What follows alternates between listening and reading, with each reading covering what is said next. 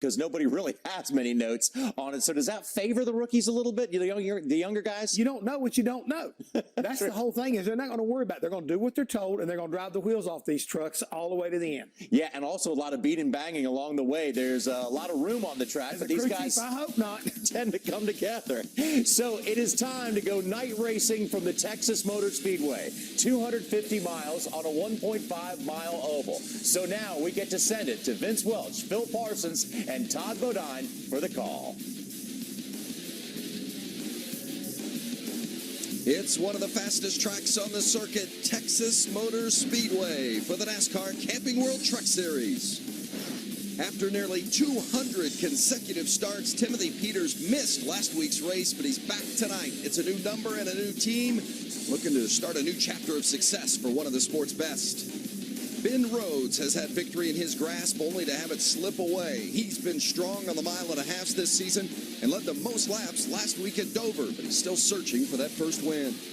Another hot one is Ryan Truex. He's on a roll with 4 straight top 10s, including the great run last week at Dover, inching ever closer to that first trip to Victory Lane. Is tonight the night he takes that selfie in Victory Lane? It's already been a day of firsts for 18-year-old Noah Gragson. The kid from Las Vegas posted one of the fastest qualifying laps in Truck Series history. How will he follow up his first career pole? Great to have you with us tonight, along with Phil Parsons and 6-time Texas truck winner Todd Bodine. I'm Vince Welch. Going to be fun tonight. We've already given you some of the driver storylines. Haven't even talked about the top 2 guys in points. We'll do that a little bit later as well. But one of the big topics of conversation here, Todd, is that track reconfiguration. Man, it's been a big story. It's definitely a story. We may be at Texas Motor Speedway, but this is not the same racetrack. They along with the repave, they added 20 feet to the bottom groove of this racetrack. And what that has done, it has totally changed the line that these trucks race around the track. The entrance and exits of the corner are a lot flatter, which makes it even harder to get in and out of these corners. You get loose getting in the corner, and the truck wants to push off the corner. And it's really created a big problem for these guys, especially turns 1 and 2 that we're looking at here. That's the problem in 3 and 4. They say it drives just like it used to. So it's a whole different racetrack than they've ever seen before. It's going to be a lot of fun to watch. Track position, always important. Now we've seen with the stage racing, Phil, a lot of different strategies to get that track position. How's it go tonight? Well, I think it's going to be similar to what we saw last week. We saw Johnny Sauter come to pit road on lap 119. That's with 81 laps to go. You see him restart this race mired back in traffic. Well, he stayed on the racetrack. Everybody else in front of him came to pit road, and he led the last 30 or 40 laps untouched by even guys with 50 laps less on his their tires than he did. So Johnny Sauter played it perfectly, and I think we're going to see that again too, because they talk about track position, hard to pass here. Every racetrack that we go to now, it seems like the stage racing has played into it, because Rudy Fugle told us this morning, he said, I spent all winter long planning on how I was going to race stage racing, and now I've got to change. I've got to change because Johnny Sauter was getting more points than we were, and we were finishing better. I like it that way. Make it harder on these guys. That makes it more fun for us watching. We're about ready to get started. Let's go downstairs for opening ceremonies. Ladies and gentlemen, at this time, please rise and remove your hats as the Grapevine Police Department Honor Guard presents our nation's colors. Please remain standing as Brett Schizler of Texas Alliance Raceway Ministries offers tonight's invocation. Would you please pray with me? Most loving and gracious God, as we come here tonight, we thank you. We thank you for this beautiful evening and this chance to be together tonight. As we come to you tonight, Lord, we thank you and we ask for your safety. We ask that you be with each and every one of the drivers, with all of the crews, with all of the fans, and with our world.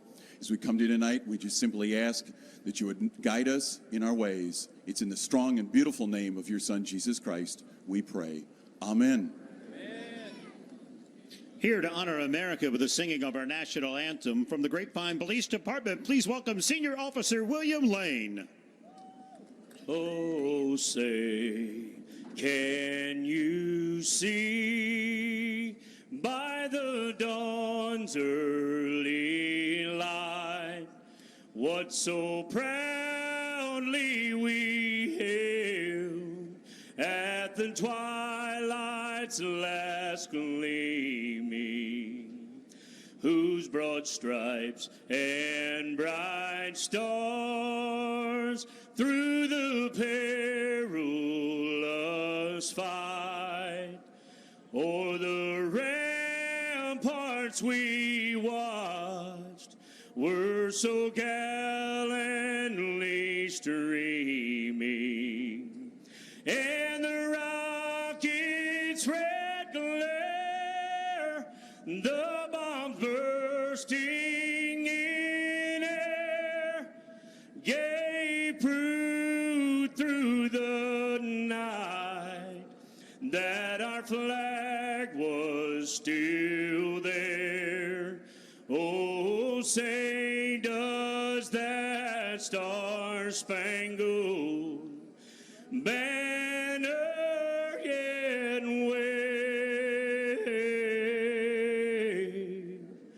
o'er the land of the free and the home of the brave.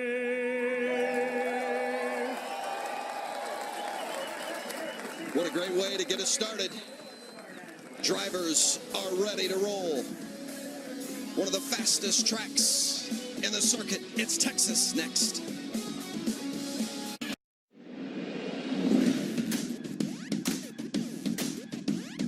It's fast.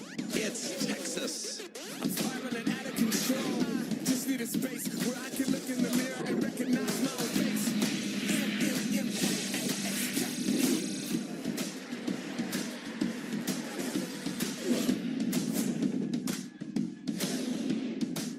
The blood, the sweat, the sacrifice. I swear it's never enough. But no, I'm not afraid. So tell me why I keep running away. I hear the rumors, I know what they say. That I am angry and suffering with rage. But trust me, nothing can handle my Drivers, start your engines.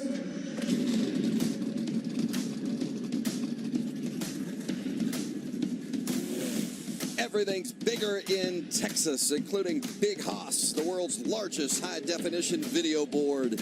We are getting ready to go racing from Texas Motor Speedway in the NASCAR Camping World Truck Series. No track has hosted more Truck Series races than Texas. Looking forward to another good one tonight, along with Todd Bodine, Phil Parsons. I'm Vince Welch. Our pit reporters are Alan Cavana and Hermie Sadler. Good evening, Hermie. Good evening, Vince. You know, Timothy Peters, prior to Dover, has started 193 consecutive races in the Camping World Truck Series, 184 of those for Red Horse Racing. But when that team declined to field a truck at Dover, Timothy was out of a ride. Well, he's back tonight in the 99 MDM Motorsports truck. He's reunited with his crew chief, Shane Huffman. So tonight, as he straps in the first of a two-race deal, Timothy is uncertain of his future, but certain he belongs in the Camping World Truck Series. Alan? Hermie, Matt Crafton has 11 straight top 10s at this racetrack, Texas Motor Speedway. By the numbers, this is his racetrack. But that was the old Texas before they changed Turn 1, before they changed Turn 2, and before they repaved the whole thing. You ask Matt Crafton, this used to have, this track, a whole lot of good, he says. He's not so confident after these changes, but if there are any worries, they didn't come out in qualifying. Matt Crafton starts third tonight. Hey, he's got a couple of wins under his belt here at Texas as well. Phil, how about Christopher Bell? He'd been on the pole for the previous 3.5 miles, but he had a problem today. What happened? I think he forgot to take the breather off the cowl opening for his truck, and that probably cost him 100 horsepower for qualifying. It's going to be a big story. We'll keep following it tonight. No Limits Texas, this is what we are here for. Give me the command. Please welcome tonight's Grand Marshal, Entertainment Manager for Windstar World Casino and Resort, Stephanie Calloway. Drivers, start your engines. This will go up.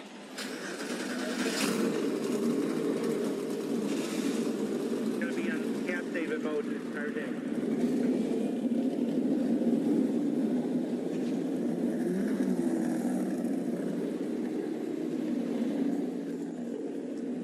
It's race number 7 of the season. Getting ready to roll from Texas Motor Speedway, the NASCAR Camping World Truck Series.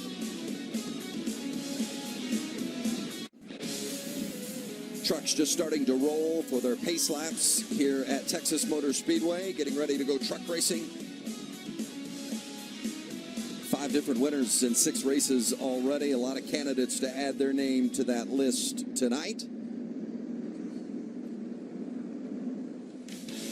We talked a little bit about the track reconfiguration earlier. Todd, how about this Camping World track description? The all-new Texas Motor Speedway, a mile and a half, still a mile and a half, but the turns went from 24, or 1 and 2 went from 24 degrees to 20 degrees, 3 and 4 still 24 degrees, but it's a whole different racetrack and it drives totally different.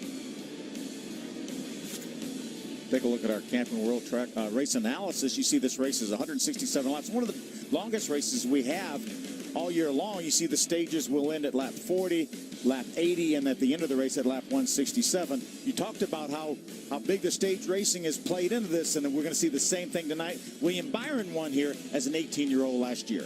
Starting lineups tonight, Noah Gregson will start from the pole, the 18-year-old from Las Vegas, his first career pole, and Johnny Sauter, who won last week at Dover. He's not very hot, right? 5 races in a row with top 3 finishes for Johnny Sauter.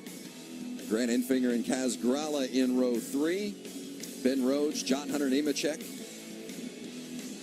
Yeah, Austin Cindric coming off a top 5 last week.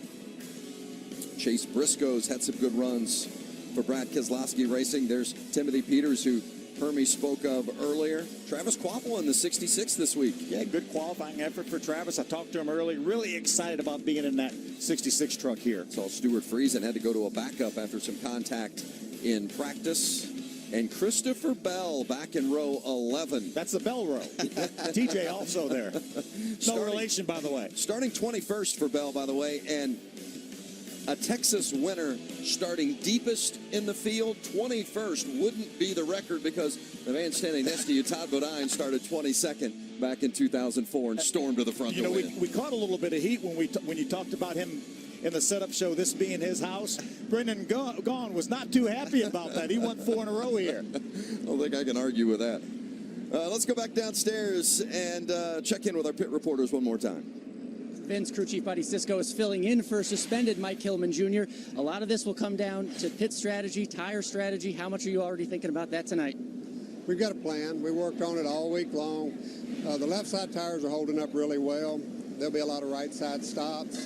And then there's always the inevitable fuel mileage on the last segment. So got a really good engineering staff at BKR, and they've got all that worked out. They'll just tell me when to stop, and I'll make that call, relay it over to the driver, get it to pit road, we'll put some fuel in it, and it'll all work out good. Hopefully an easy job filling in for Buddy Sisko. Hermie? Well, Rudy Fugel is the crew chief for Christopher Bell. Your driver is used to qualifying and starting up front. So starting 21st, what would be the biggest challenge he'll have to face trying to make his way to the front? Yeah, we just got to survive. We as a crew made a mistake in qualifying. We left the cowl cover on. We're paying the price starting 21st. Best team in the business, best driver in the business. We're just going to go be smart, take care of our truck, and let the 167 laps play out and see what happens. Vince? Todd, any engine concerns after leaving that cowl on during qualifying? Well, I tell you, Vince, when we saw that happen in qualifying, I had concerns because when you don't put the air through that motor, the fuel mixture, it burns a lot hotter. And it's very easy to burn pistons and break a piston. So I would have a little bit of concern starting this race. And if I was Christopher, I'd have to watch those temps close. Certainly something we'll keep an eye on as we take a look at our onboard cameras. Well, we're just going to ride along and watch with him here. He's in the GBL Toyota. He's starting, as you mentioned, from the 21st spot. So good this year. All top 10 finishes going into last week at Dover. When he cut a tire down, had a problem. Starting 14th, great to have him back at the racetrack. Timothy Peters in the Metabo Chevy. He really liked his truck in race runs. He knew it wasn't going to qualify that fast, but he thinks he's got a truck that he can drive to the front. We're going to also ride along on the Ford on board of Chase Briscoe. That's the Cooper Standard Ford from Brad Keselowski. We just heard from his acting crew chief a few minutes ago, Buddy Sisko. That truck will be fast. He starts from the 12th spot. Starting third, this guy loves this racetrack, but it's the old racetrack. Matt Crafton in the Menards Toyota. He doesn't know what to expect. He's got a good truck starting third. maybe he can keep it up there. Well, half the track's the old track, isn't it? Well, it's the same place the old track was at. Crafton was passed for the final lead change both races last year, so you know he's got to feel like he's got a little score to settle here tonight. As you see, this is the 39th time we've raced here at Texas, and we touched on it earlier, the worst starting position of a winner, 22nd, and that was our pal Todd Bodine in the booth with us tonight. Christopher Bell, almost that deep. He starts 21st this evening. Remember, Bell already a winner once this season. And his teammate, Noah Gregson, on pole from the inside. He has never led a lap in his Young Truck Series career. Let's see if he can do it on lap number 1 tonight. We're racing in Texas.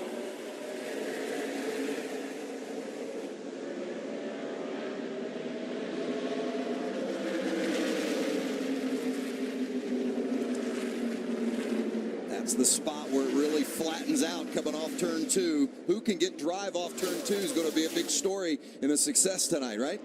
We saw the 33 of Kaz Gralla get a little bit wide over there in 1 and 2, lost several positions. There hasn't been a lot of side-by-side racing throughout our practice sessions. Here's Gregson bringing it around. He's going to lead his first ever lap in the Truck Series. Whoa! Was that John Hunter Nemechek? Hunter. No, I'm sorry. That was Justin Haley, the 24 truck, also a black truck. Look at Kaz Gralla again going too wide there. There's no grip up there, Todd. There's no rubber. There's no grip. The track has not been broken in. This is what we were worried about. When these guys try to run too wide, what's going to happen to that outside guy? Keep an eye on Christopher Bell. You saw him there momentarily in that 4 truck. There's Kaz Gralla in the 33 on that outside lane. Well, a pack of racers right there. Yeah, and everybody fighting for the inside of the racetrack right along in that Ford onboard of Chase Briscoe. You see him. He's up in the second lane, jumps right back down in behind Austin Wayne Self. Look at the 19. Cindric. The 19 of Austin Cindric is up into the outside wall. And the caution is out, and that's Austin Cindric coming off that career best 5th place finish last week. Right side damage. Was running 8th at the time. I think nobody really ventured up there in practice, and I think these guys couldn't believe how little grip there was up there. Let's see what happens to Austin. He's probably going to get a little bit loose and has to chase it up the hill, and there's no grip up there. You see the back end of that truck. He does a nice job not letting it spin around, but he just ran out of room, Todd. Well, that wasn't caused by the being in the second groove by any means. He just got loose at the bottom and had to chase it up where there is absolutely no grip. How about taking a look at it from the view of Timothy Peters? See, Austin's up there leading that pack, just gets a little bit loose.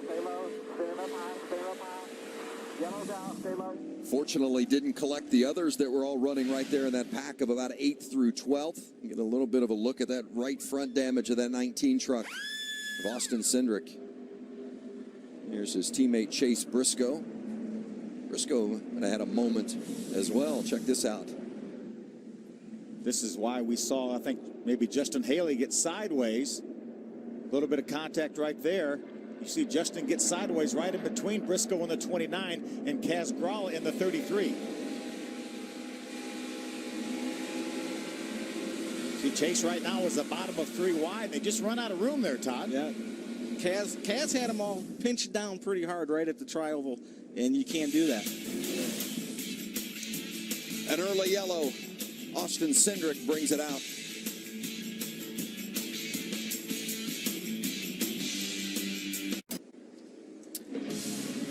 Getting ready to go back racing after an early caution here at Texas. Let's check in with Hermie Sadler on the 33 truck. Hermie? Vince, we saw Kaz Gralla come off turn 4 down the front straightaway, not give his teammate very much room. The crew chief is Jerry Baxter. They're working with a new spotter tonight, Mark Gregory, who does some work for Ganassi, and Jerry has told Kaz Gralla, you have to react quicker when the spotter gives you instructions, but part of working in a new spotter at this standalone event.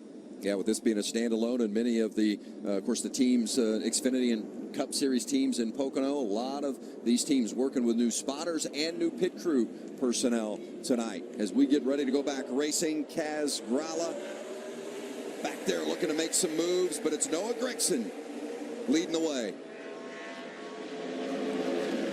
There's so much experience on his outside right now with Matt Crafton. He can go through 1 and 2 on the outside at a little bit of a reduced speed after a restart. Oh, we got a trouble already. Another truck around. And that's the one of Jordan Anderson. Again, the caution is out. Didn't even get a lap completed.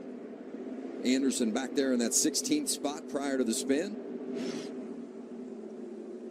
I'm going to say there's a little contact there because, like Phil said, coming up to speed, you don't have all your speed through that corner. So the outside groove is not going to be that difficult on restarts. Hate to see that for Jordan. Goes through so much each week just to get to the track and then to have an issue here early. Let's see if we maybe can... not the third lane. The third lane is tough. Yeah. That might have been too much speed for the third lane. The second lane, he could have been okay. But the second lane was occupied, though. Well, that's true. Good point. He was on the outside of 3 wide here. And that's a great view of it. Just absolutely no grip out there above at least the second lane, and probably minimal grip in the second lane once they're up to speed. When they did this repave also, Phil, the third groove actually has less banking than the bottom groove and the second groove. So it flattens out, which compounds the issue of not having rubber on a track, not having it broke in. So it's going to be tough if anybody wants to get out there.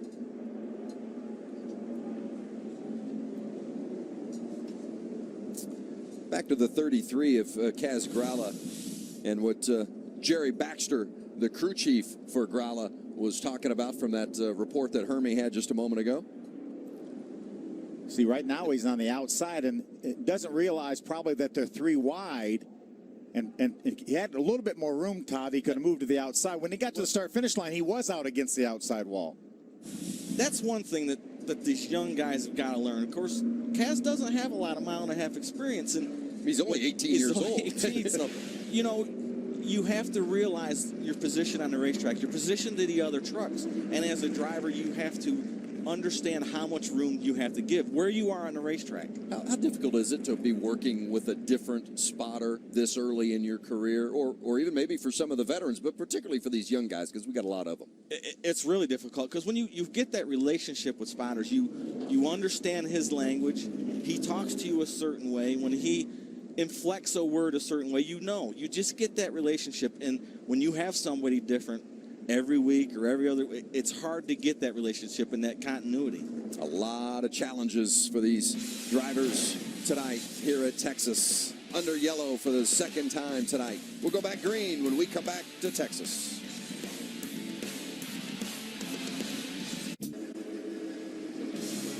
Good look at Timothy Peters in the 99 truck this week. Back here at Texas under caution, getting ready to go back green.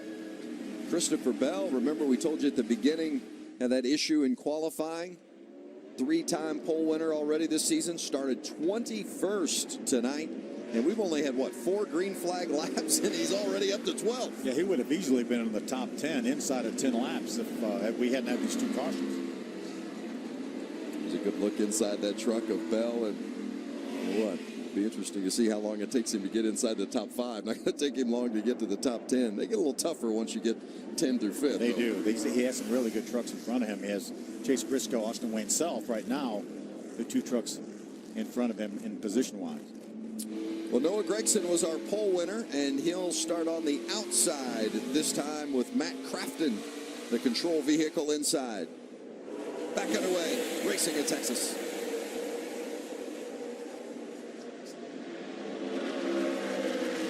Crafton jumping to the point. Gregson kind of caught out there on that outside line as Ryan Truex moves into second. Ooh, a big moment for Ben Rhodes in the 27 truck, and it really has the field stacked up. Here comes Christopher Bell on the outside, grabbing spots as you see Rhodes recover, try to gather it up. He's going high again. He's going to lose a bunch more spots. Just no grip up there. Look at Ben Rhodes kicking up the dust. What possibly could happen is when these trucks get these tires hot and then they go to caution speed, as we watch Matt Craft and Noah Gregson battle for the lead, Gregson trying to get to the inside. They pick up a lot of debris. That may have been what happened to Ben Rhodes. About this picture, Noah Gregson, 18 years old, a rookie, and Matt Crafton, series champion in the past, and he has won on the mile-and-a-halfs in dominating fashion throughout his course of his career, but he can't hold back the kid, Gregson, to the point once again. That was a great pass by Noah. He set Matt up going into the corner. He lifted early, got back to the throttle quicker than Matt, drove up under him off the corner. That 27 truck of Ben Rhodes now headed to pit road. Rhodes restarted 5th got up in that third groove, up alongside the wall, and bringing it to pit road. Going to go to work on it. Ben Rhodes in. They don't know exactly what's wrong. They're still figuring out 2 or 4 tires. They're going to go with 2 right side and go from there to figure out what exactly happened, trying to diagnose the problems on the 27. Vince? No, Rhodes has really been running well in the early stage of this season, so a tough blow for that team. See, Johnny Sauter took over the 3rd spot from the 16 of Ryan Truex, and here comes Christopher Bell already up to the 4th spot. Remember, Bell had the fastest laps in each of the 3 practices yesterday before that qualifying issue that he had today forced him to start 21st, and he has taken it to the front. We talk about the fact that he had to hold for all 3 mile-and-a-halves we've had thus far, and had a great shot to do it again here, but the mistake by his crew cost him an opportunity to do that, but he's going to try to show him right now that he's got a pretty good truck. He's got a great truck. We see the in-truck camera here, and he's pulling up on Johnny off the corner, and that's how you're going to make passes here at Texas tonight. You've got to beat these guys back to the throttle and up off the corner. Listen how much he's out of the throttle here.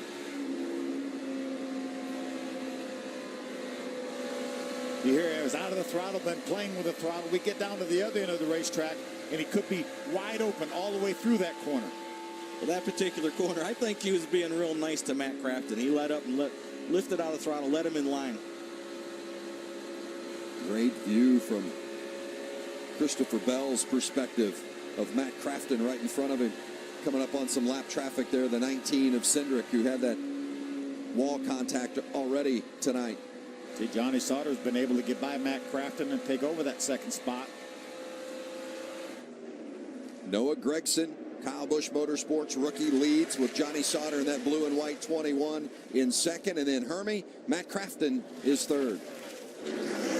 Yeah, Vince, do not be surprised if the 4 makes pretty quick work of Matt Crafton in the 88. He is chattering the front tires on both ends of the racetrack, but especially turns 1 and 2, so he's having to bag the corner up a little bit, slow down his entry to let the truck turn a little bit to keep it at the bottom.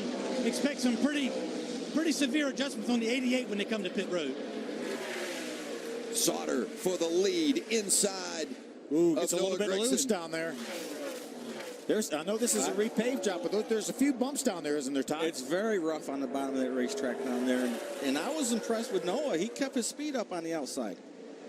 Johnny Sauter, 3-time Texas winner, gets by Gragson. Gragson still holding on to that outside line as you see the view of Matt Crafton.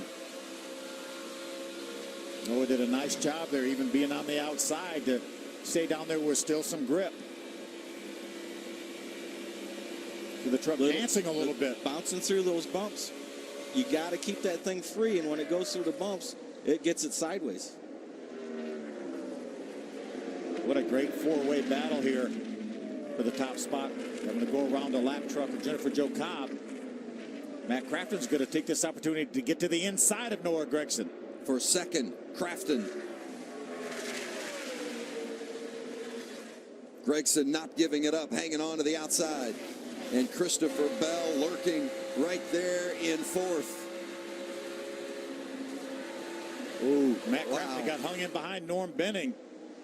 You see the closure right that time by Christopher Bell and Matt Crafton when Matt had to back off. Cost Crafton both positions as Gragson finished the pass and Bell went along with him. When Noah's been caught on the outside, I was very impressed how well the truck stuck up there. We did not think that the outside was going to have that kind of grip right away. We had the initial start of the race. We've had a couple restarts, so maybe they're putting a little bit of rubber down there, Todd. Could very well be. Maybe have a little bit more grip and widen out that groove down there, especially in 1 and 2. It's 2 of the 3 KBM trucks running this weekend, the 18 of Gragson and the 4 of Bell, as Bell takes a look outside and then tucks back underneath. The 3rd truck in the KBM stable this weekend is the 51, and there's a good look at Myatt Snyder. Running his 2nd race of the season, opened the campaign with a 10th place finish at Daytona.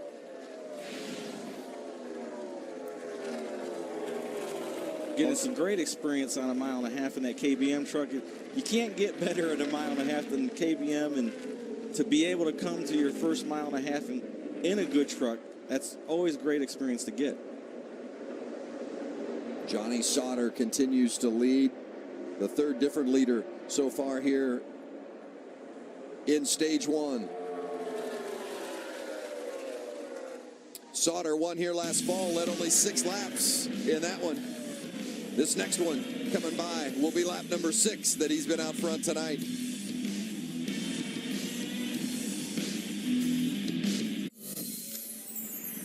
I see heartbreak, disappointment, and tears. Is it Kentucky Speedway? Yes, you must stay away from turn 3. No, not again. You mustn't go into turn 3. It's the toughest turn on the circuit. The best love it. Others fear it. Don't miss the Quaker State 400 presented by Advance Auto Parts, July 8th. Hit the open road in style this summer with Camping World. For a limited time, choose from 4 of our best-selling travel trailers under 4,000 pounds for only $134 a month, including the Mallard M185, comfortable for the whole family. Or explore your outer limits in the Satellite 17RB. Plus, enjoy a Good Sam Elite membership with every RV purchase. It's our lowest prices of the year, and it's only at your local Camping World Supercenter and online at campingworld.com.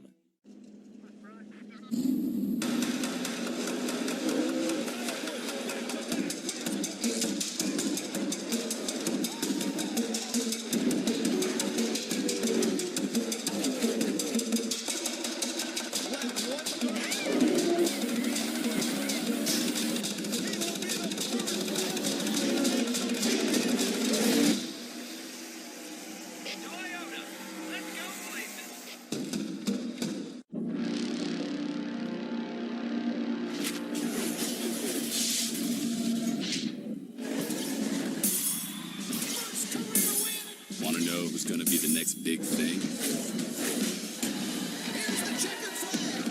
What a move! These guys have an idea. 3 and 4 wide, waiting for position. He knew he was up against the best.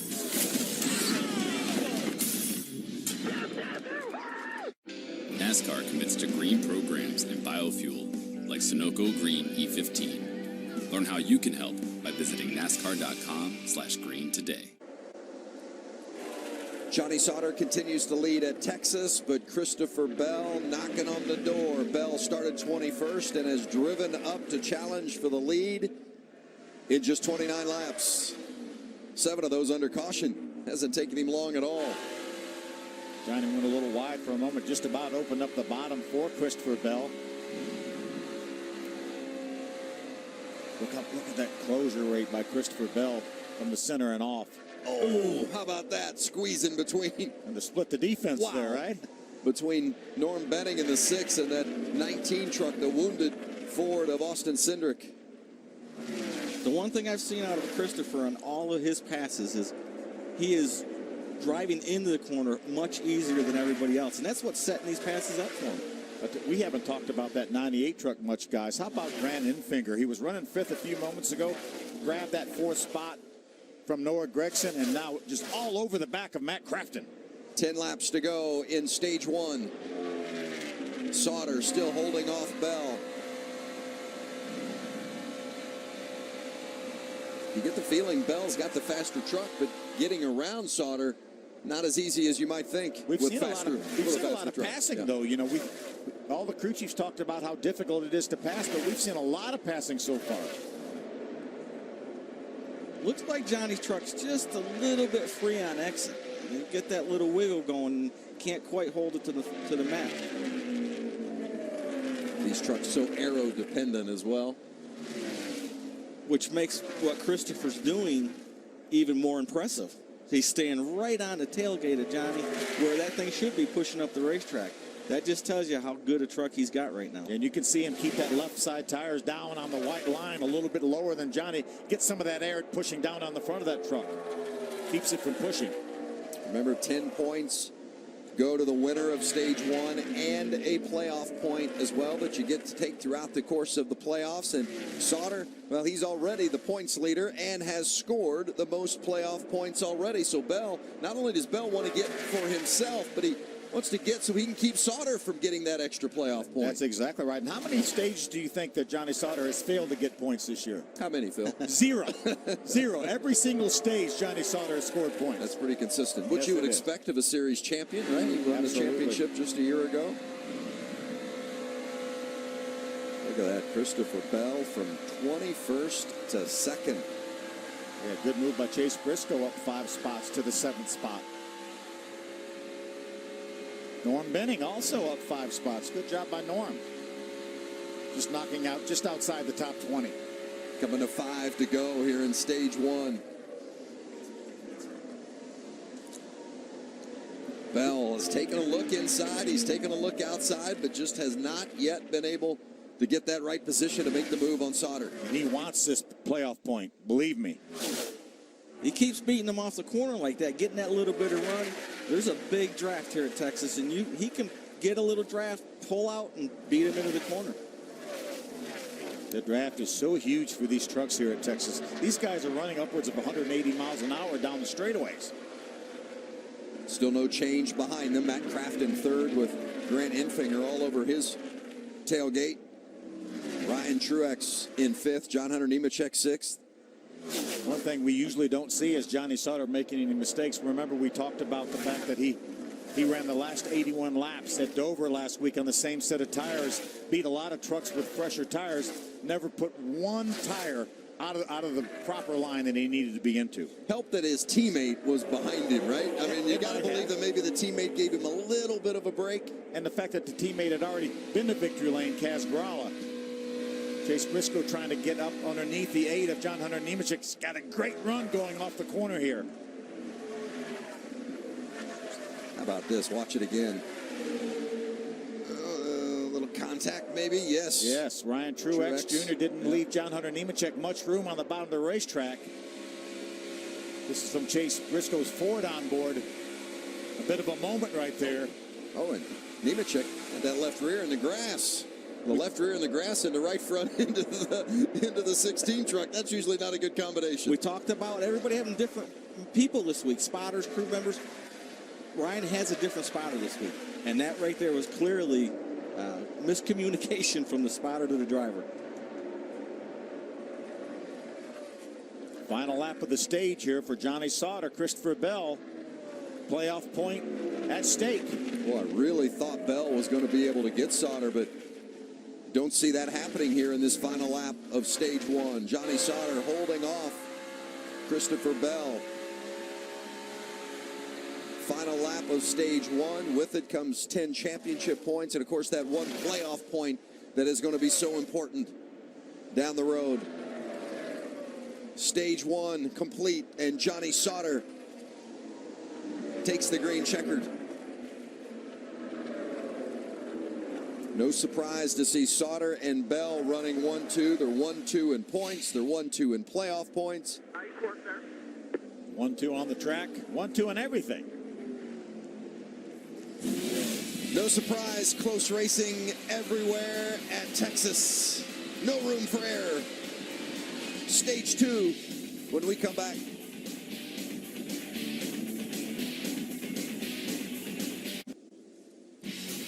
Stage 1 is complete, and Johnny Sauter with his 4th stage win of the season. Sauter gets the 10 points, just pads his championship lead. Trucks getting ready to head to pit road for the first scheduled stop of the night. By the way, the 19 of Austin Cindric had that early contact. He is in the garage, done for the night. Grant Enfinger pits from 4th. Alan? And they like the truck. Grant Enfinger says they have something they can work with. This is a brand new truck, and remember, it is Grant Enfinger's first trip here to Texas. They're looking for a good run, already up 1 spot early in the running. Hermie? Christopher Bell started 21st, no problem, up to 2nd. But he did say his truck stalled out a little bit when he caught the 21, much like it can do at Daytona or Talladega. It'll be an air pressure adjustment for the 4. The 21 of Johnny Sauter, a little bit tight, 4 tires and fuel for the 21. Yeah, they made a chassis adjustment on that 21. Try to help him out as well as see the teams coming off pit road. Trying to decide on 2 tires or 4 tires and what might work best. It looks like our top 6 trucks off of pit road all took 2 tires. John Hunter Nemechek, the first truck that took 4 tires, and he will restart, looks like, in about the 7th spot. Let's see if we can talk to our Stage 1 winner, Johnny Sauter. Hey, Johnny Sauter, Phil Parsons up in the Fox booth. You got a copy? Yeah, 10-4, go ahead. Johnny, you've been 100% so far. You've got points in every single stage this year. What do you got there with that Allegiant Chevy? Yeah, I'm pretty happy with it. Obviously, you saw the start of the race there where I got a little bit up out of the groove, and there's just no grip there. So the 4 is pretty fast. Obviously, he started in the back, but proud of everybody at GMS Racing and Hendrick Engines and Chevrolet, and just going to have to race hard here. This racetrack's pretty treacherous if you get up towards the top, so just have to be smart. Johnny, you've got a great string going there with 5 top 3 finishes in a row. We need another one. Yeah, I agree with you. So nobody wants it more than we do. So we're going to give it everything we got here. Hopefully it's a win, but we just got to be smart here and see what this racetrack does. I think it's kind of a guessing game if it's going to free up or tighten up or whatever it's going to do. So just try to be smart. All right, buddy. Thanks and good luck. Thank you. Johnny Sauter, Stage 1 winner. 2 tires or 4 tires, about to find out how it pays off. Back at Texas, getting ready for Stage 2. Johnny Sauter was the Stage 1 winner. Phil, we heard during your conversation with him, he was talking about a little bit of a temperature issue on that 21. Yeah, he told Joe Shearer it's about 240 degrees. You can see these guys pointing at the front end. Looks like there's a little bit of debris right there. And then when he goes back on the racetrack, he had Wendell Chavis, the 49 truck, right in front of him, and he pulled up right on his tailgate, and it looked like that debris came off. So good move by Johnny Sauter. You can see right there that debris is gone from that truck. Wendell Chavis now took the wave around and went back around the racetrack.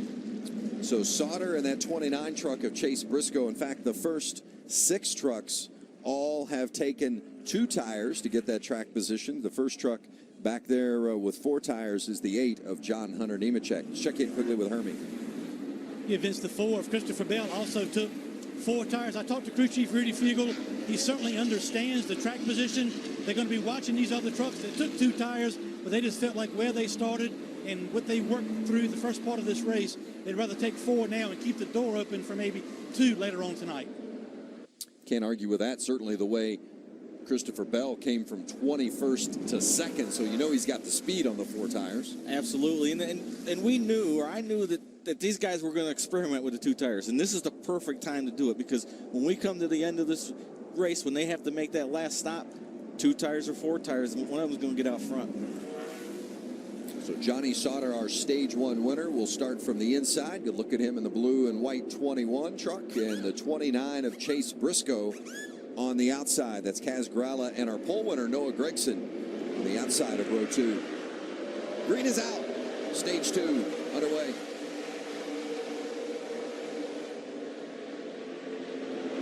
Side by side, Sauter and Briscoe. That's the spot that's so tough to drive off turn 2. See these guys hang back and get that run to make the pass on Matt Crafton. John Hunter Nemechek, the 8 truck, makes the pass on Matt. Chase Briscoe hanging in there extremely well on the outside. How about that? So impressed with Briscoe and what he's done here in the first 6 races of his rookie season. He actually led that lap right there. Now he's going to tuck in behind Johnny Sauter. See Cody Coughlin, the 13th truck, going a little bit wide, but did not hurt him. He's actually going to get to the outside of Matt Crafton. Matt Crafton is fading right now.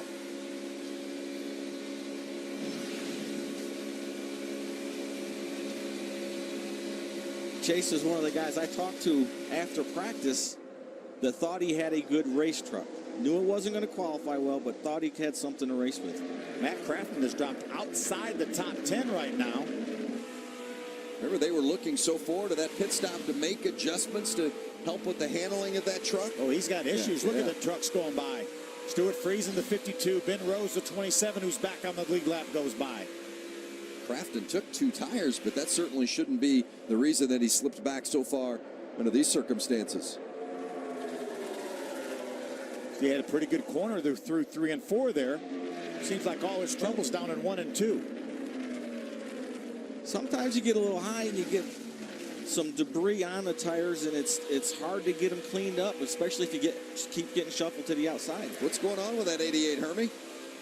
Vince, same thing we heard on lap 2 or 3 of the initial start of the race. The 88 shatters the front tires on lower air pressure. They did come down and take 2 tires on this most recent pit stop, but it seems the first couple laps when this truck leaves pit road, the 88 cannot get through the corner. We'll see if the air pressure comes up and helps Matt out, but he has lost a ton of track position. Yeah, he's all the way back into 16th.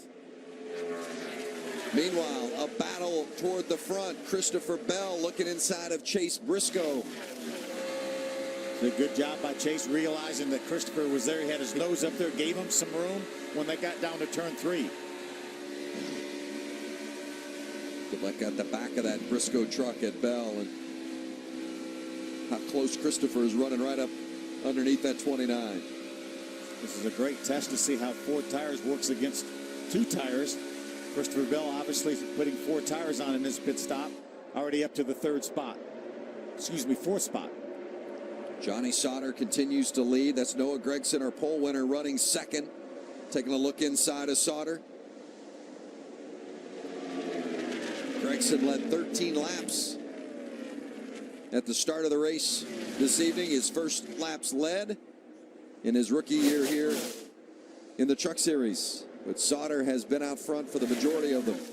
We watched the start of this race and watched Noah do the same thing. Very fast right off the get-go. But as the run went, truck started getting a little tight and he faded back a little bit. We'll see if they got some good adjustments and keep it running. Yeah, he faded all the way back to the 8th spot at the end of stage 1.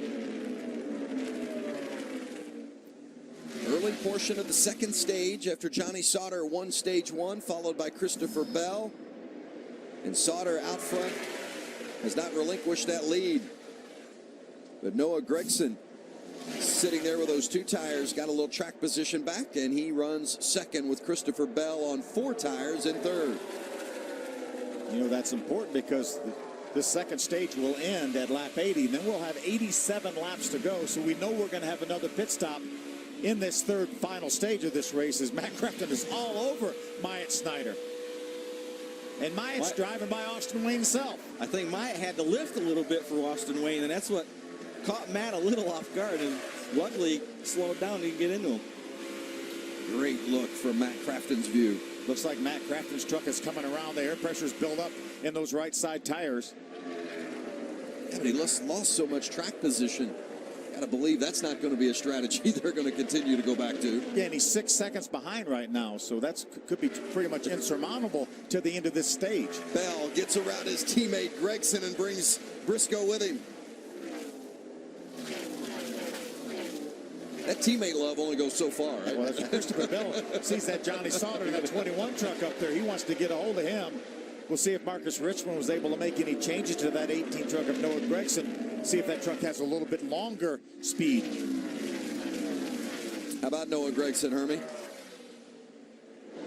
They made some adjustments to the 18, Vince, but the biggest adjustment they're trying to work through is an adjustment by the driver himself, Noah Gragson. They've asked him to be careful not to overshoot or overdrive the entry to the corner, especially turn 1. He's just got to learn to hit the corner exactly right consistently, and they feel like they'll be okay.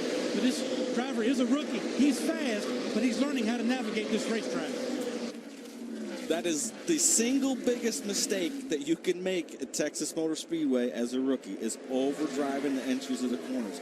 If you overshoot it, and the drivers were talking in pits before, if you overshoot turn 1, that truck just doesn't want to turn through the middle. And then you can't get back to the throttle, and it kills your straightaway speed. So that is a mistake that you're going to have to learn and not do. It's so hard to get your arms around that concept of going slower to go faster, though. It is, and that's the thing. You know, I talk to these guys a lot, these rookies, these young guys, and I tell them to slow down and you'll go faster. And they all look at me like I got 2 heads. What are you talking about? That's the perfect example of slowing down to go faster. Great look as Christopher Bell continues to stalk Johnny Sauter. This is kind of how it would look when we entered that first stage, isn't it? Yep, halfway through stage 2 now. 20 of 40 down in this stage. Now I'm going to tell you how much Christopher Bell has learned as a driver this year. He just drove in that corner about a half a truck width lower. Here he is again, half a truck width lower than Johnny Sauter. That's keeping the air on the front of the truck. That's making sure that he's got a good entry and gets down in there, and it still turns through the middle of the corner. That's smart racing right there. He's learning a lot. And right now, Christopher Bell knows that he has 4 tires, knows that Johnny Sauter only put 2 tires, so in his mind, he should be better than that 21 truck right now. But right now, he's not able to do anything with Johnny because of the aero situation. I don't know if that's quite the case, though, Phil, because a couple of guys in practice did just that. They took right side tires and left their 30-lap-old left sides on, and the trucks really didn't slow down a lot. It was very surprising. So I don't know if there's any speed in the left side tires. But a lot of crew chiefs are looking on with interest of how 2 tires versus 4 tires is working out. Talking about on the move. Look at Matt Crafton.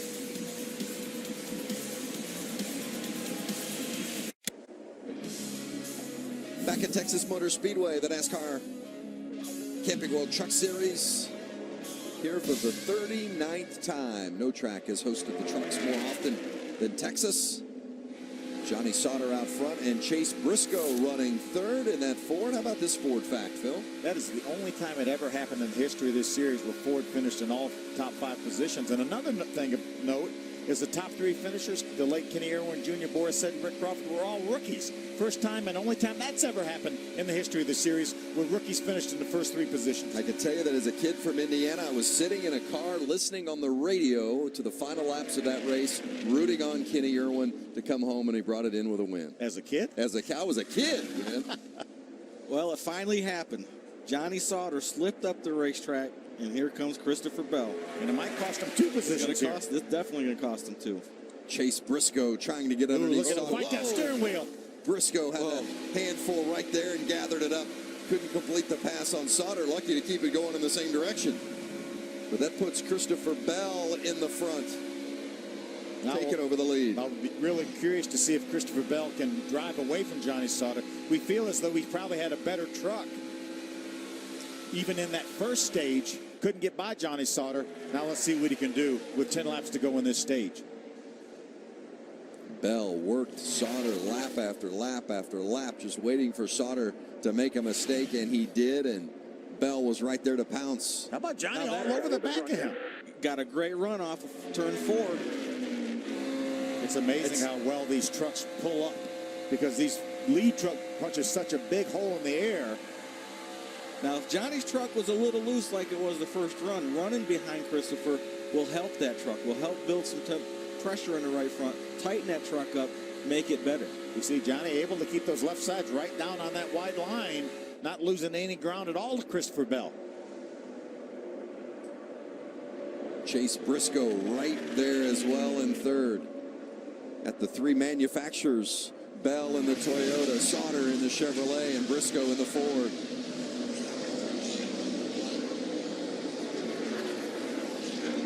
And a big distance back to 4th.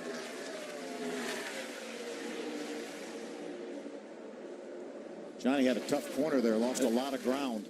Looks like he lost the front end. He got a little too close, lost the front end, pushed up the racetrack. That's pretty typical when you get this close in these trucks. John Hunter Nemechek for 4th, and Enfinger taking a look inside, hoping to grab that position. John Hunter did a good job of pinching him down, but yet giving him room down there. If Grant was able to pull up beside him, there was room. Look at Johnny Sauter now. Side-by-side battle with Chase Briscoe for second.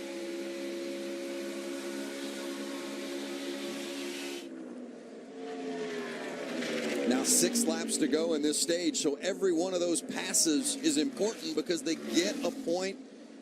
Chase, great crossover move. Incredible. That was fantastic. Done perfectly. I love the fact he said, I don't want to go on the outside of Johnny Sauter down there in 1 and 2. He did the crossover, grabbed that second spot. How about that 29 of Chase Briscoe, Allen? Yeah, 2 tires working out just fine for Chase Briscoe. On the last run in the first segment, his fastest lap was at lap 35. He gets faster as the race goes on, and we're seeing that now as we end of the second segment, Vince.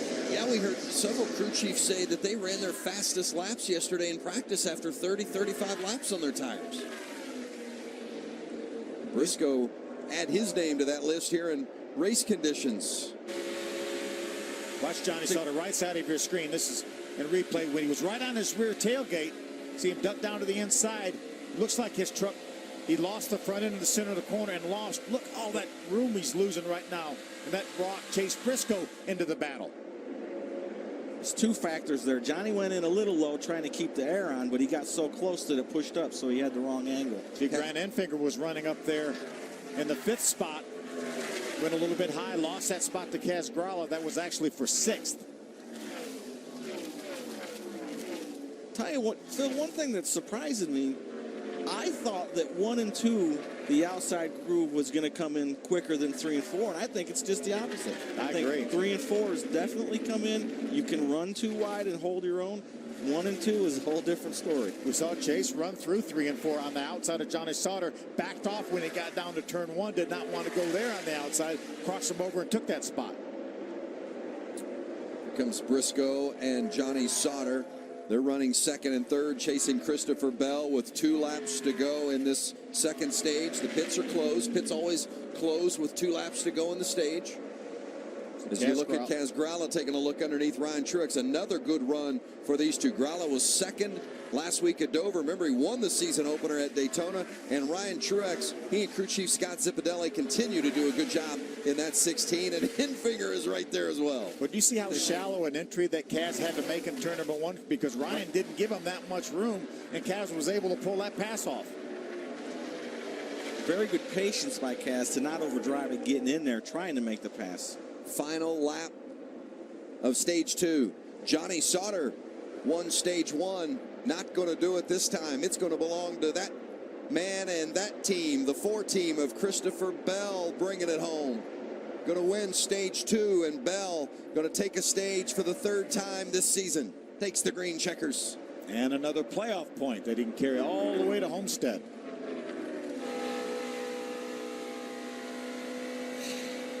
So the top 10 all get some points to help strengthen their position in the standings. Christopher Bell, the stage 2 winner at Texas.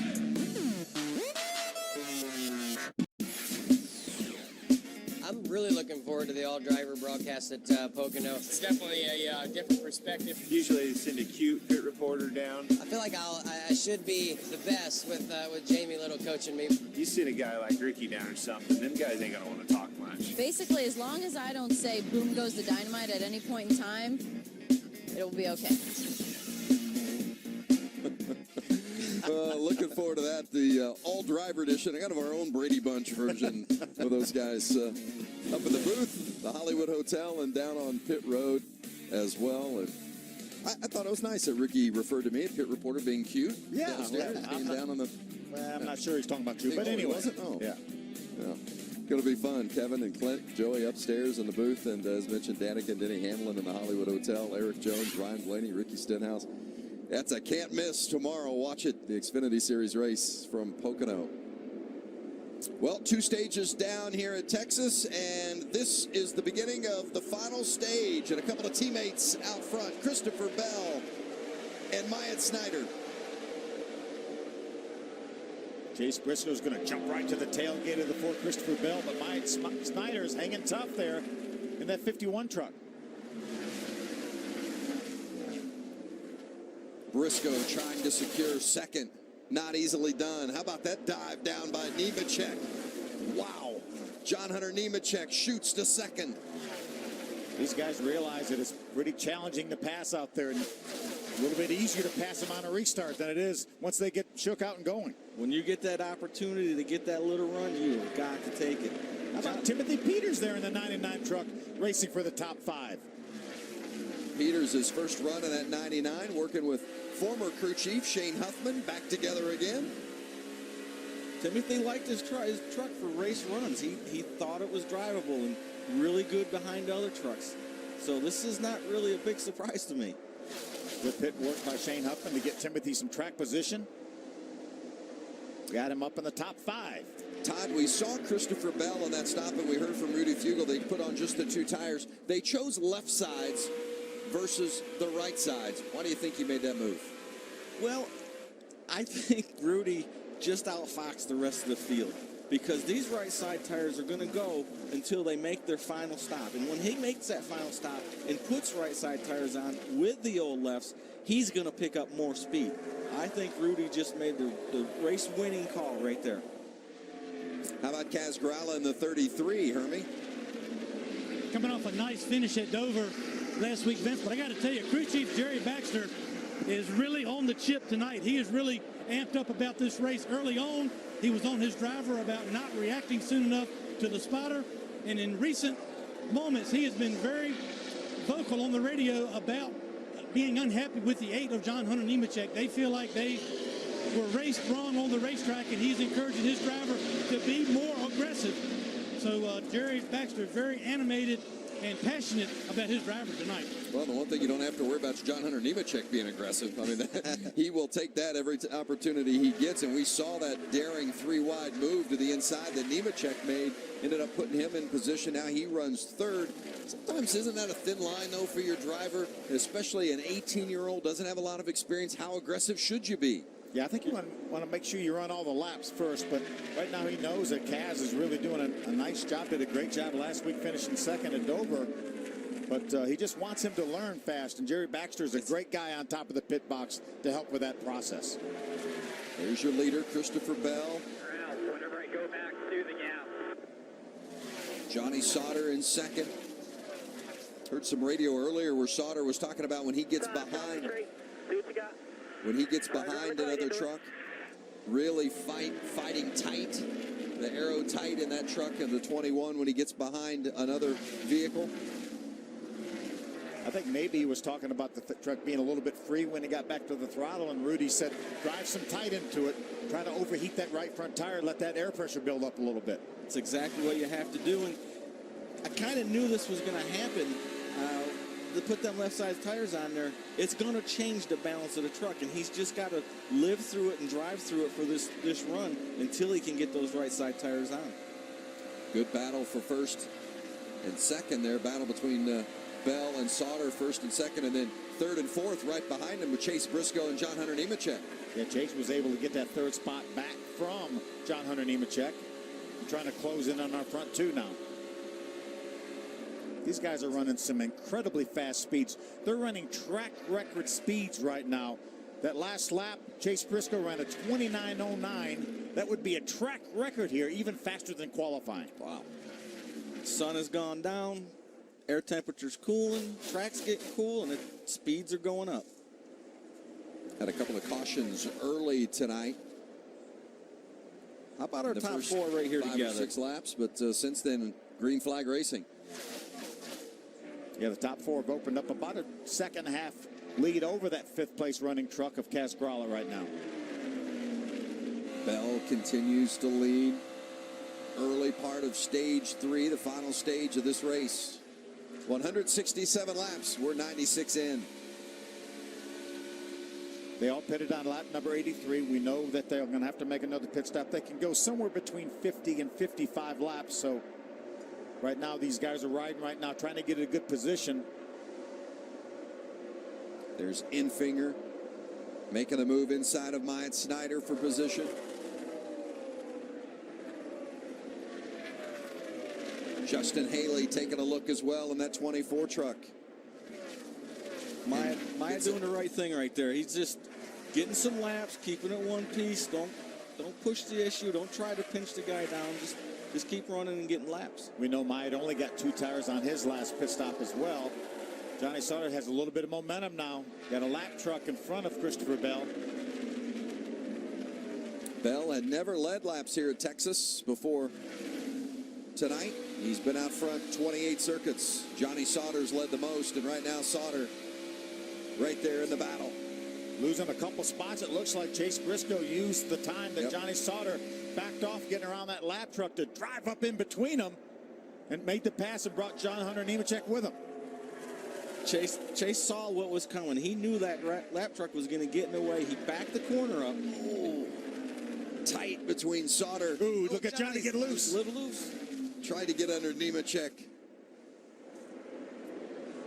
Why does the balance change so much when a truck gets underneath another right there in the corner? These trucks are so dependent on air. When you get somebody underneath you, it just robs you. When you're underneath somebody, it just robs that truck of side force and rear downforce. And also, Phil, when a truck pulls up underneath you, the air that comes off the front of that truck can also get up on your spoiler and make you push. So there's a lot of things that go on when they're racing around each other. Now Chase Briscoe in the hunt for Christopher Bell. Chase was the fastest truck on the racetrack once again. These two both come from a dirt background. Not the first time they've been running 1 and 2 in a race. Very familiar with one another, raced against each other for a long time. One of the only times they've been doing it at 180 miles an hour, though.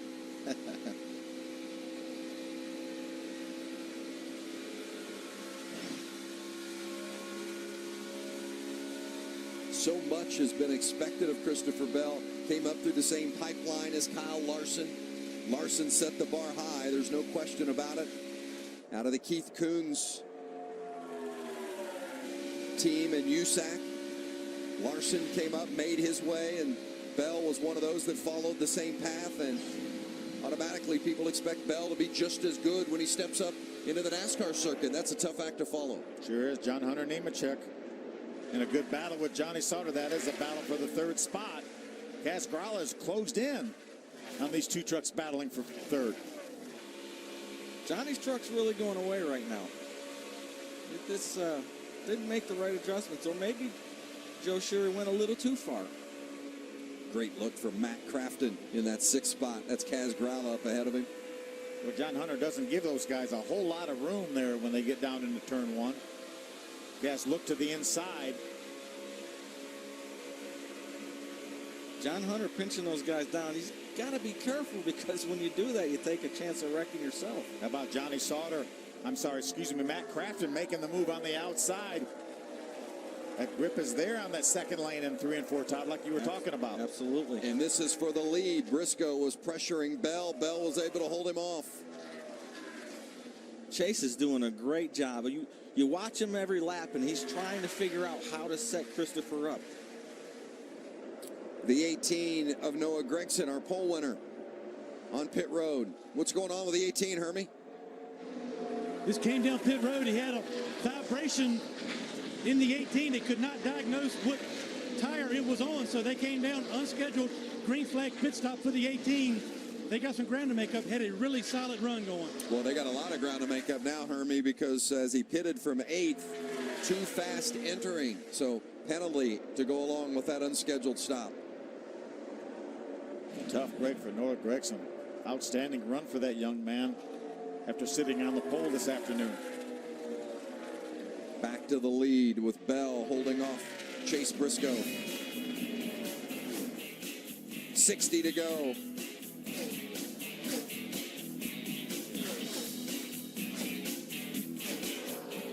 The Royals take a crack at the Padres on FS1. He's made the catch. Then the games move to Fox, and court is in session when the Baltimore Orioles meet the judge and jury. Gone!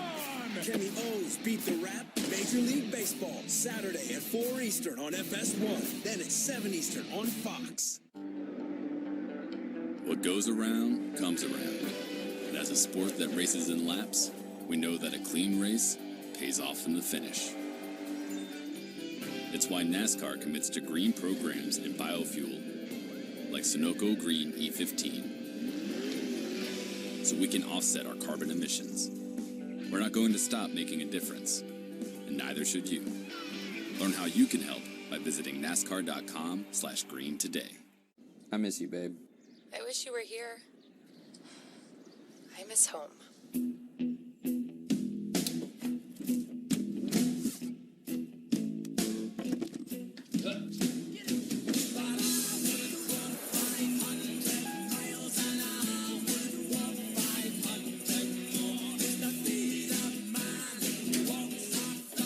For the guy who finds a way, always unstoppable. The end of the week. Work is over, school is out, and the wild ones come out to play. The green flag is out. Pups get a chance to dance with the big dogs. Oh, they're going at it. Roars from engines compete with roars of fans. And the stadium lights become a spotlight for one. There he is, Johnny Sauter. It's truck season, America.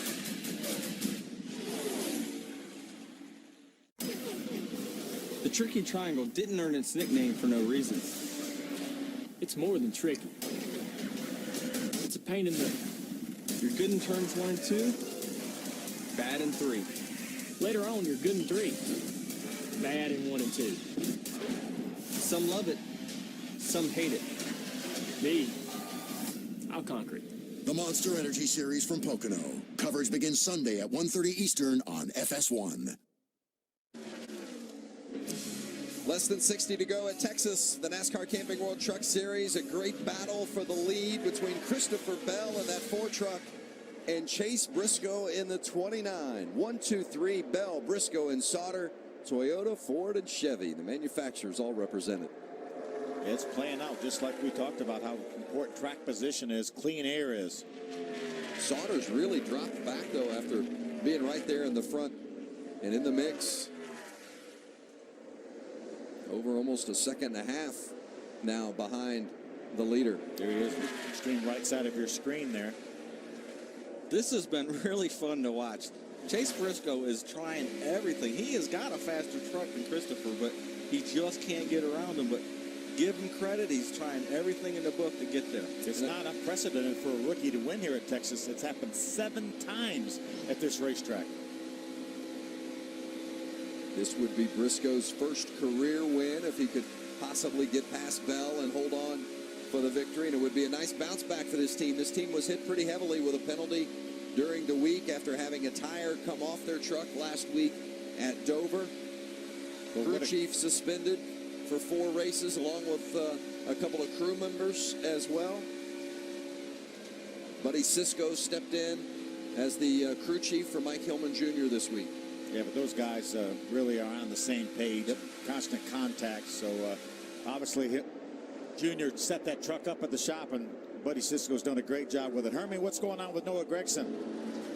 Phil, it was a loose left rear wheel on the 18 that caused the issue, the vibration. You can see these holes are supposed to be round.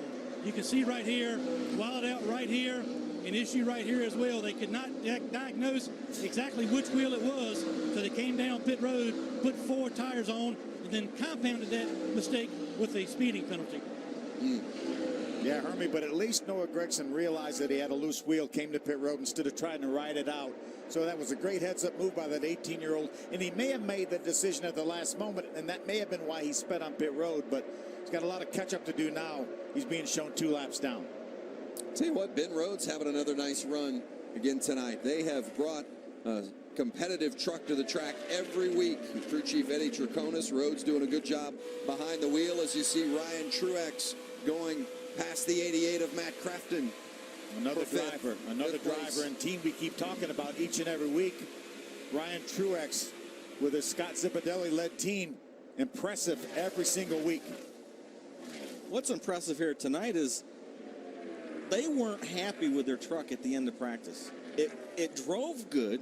Ryan liked the way it drove, but it just didn't have good speed. So Scott Zipadelli told me, he said, I'm going to change some things and take a little gamble and hope that it pays off, and it obviously has. Well, and remember, Rhodes had to make that unscheduled stop earlier in the race due to an issue with a tire, had a small hole in the tire. Ended up getting a free pass at the end of stage 1, but has really come back nicely inside the top 10 as you see Cody Coughlin in for a stop. 50 to go. They're inside their window now in regards to making it to the end on fuel.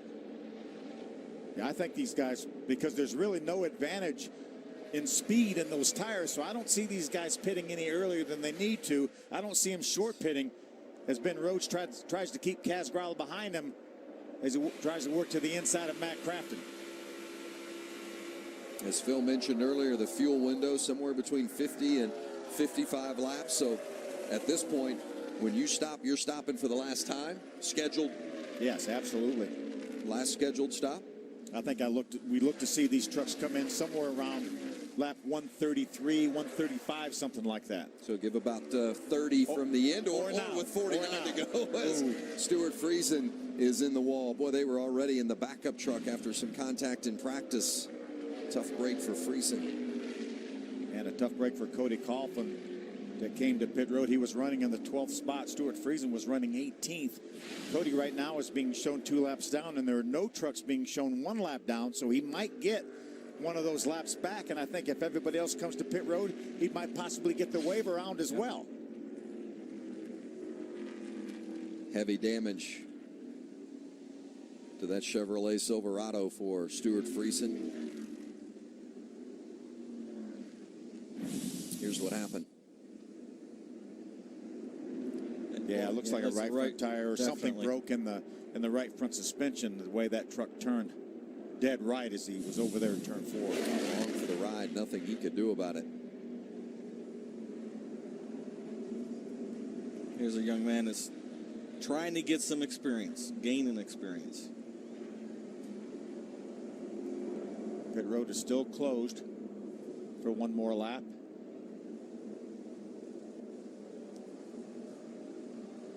Pit stops coming up. Final stop expected. Hey, check this out. Sunday night here on FS1. Stakes couldn't be any higher. Bitter rivals, Mexico and the United States. Clint Dempsey and the U.S. men's national team taking on Chicharito in Mexico in a crucial World Cup qualifier. That's Sunday. Coverage begins 7:30 Eastern on FS1. United States a winner last night over Trinidad and Tobago. I'm a huge Chicharito fan. How about Christian Pulisic, the 18-year-old for the United States? He may be the biggest thing in soccer right now. This kid is terrific. Had both goals last night for the United States. Midfielder, he is something else. If you haven't watched the men's national team, I encourage you to do so Sunday against Mexico. Very exciting. Can't wait. We've got a big weekend. We've got the Xfinity Series race from Pocono tomorrow. All drivers part of the broadcast crew, and then the big cup race on Sunday at Pocono. Kyle Busch on the pole for Sunday. Soccer as well. World Cup qualifier. Can't wait. Big weekend. Kyle Busch looking for his first point win of 2017. Won the All-Star race and $1 million, by the way. Kind of nice. Yeah. Pit road is open. The crew getting ready. And Alan Cavana's there waiting on him. Chase Briscoe, all he wants is some track position. He really believes if they can get out in front of the 4, they will run away with this race. His crew chief is so excited. Buddy Cisco says they are coming up with a plan. We'll see what that is. 2 tires or 4. This could be the money stop, Hermie. Christopher Bell will get 2 right side tires only and fuel. They will not wait on fuel. Christopher said the truck was really good. Got a little bit snug on the tail end of the run. The 21 at the bottom of your screen, that's Johnny Sauter. His truck is too tight. He needs front grip. You can see a wedge adjustment in the 21. Also, 4 tires going to the left side as well on the 21. How about that? Todd, you called it. The 4 was going to come for the final stop after getting those left sides last time. They were just going to come get 2 on the right side this time, and that'd be enough to take them to the end. And how about that 2-tire stop? No problem at all, but Justin Haley making up big ground. How about Johnny Sauter losing 6 spots? How's it going to shake out?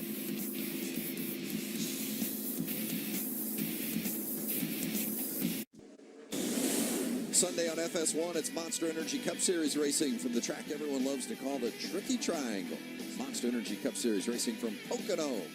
Coverage begins Sunday, 1:30 Eastern, right here on FS1. All right, Chase Briscoe with some issues, Alan. Yeah, issues on the left side when putting those tires on. Little unclear what happened. Looks like the jack dropped a little bit too early. You can see it here. Watch the gun. Unclear if they get all of those lug nuts tight. There was a big conference down here in the pits wondering what they should do. They prepared. Looked like they were going to put tires up in the wall and bring the 29 of Chase Briscoe back down pit road.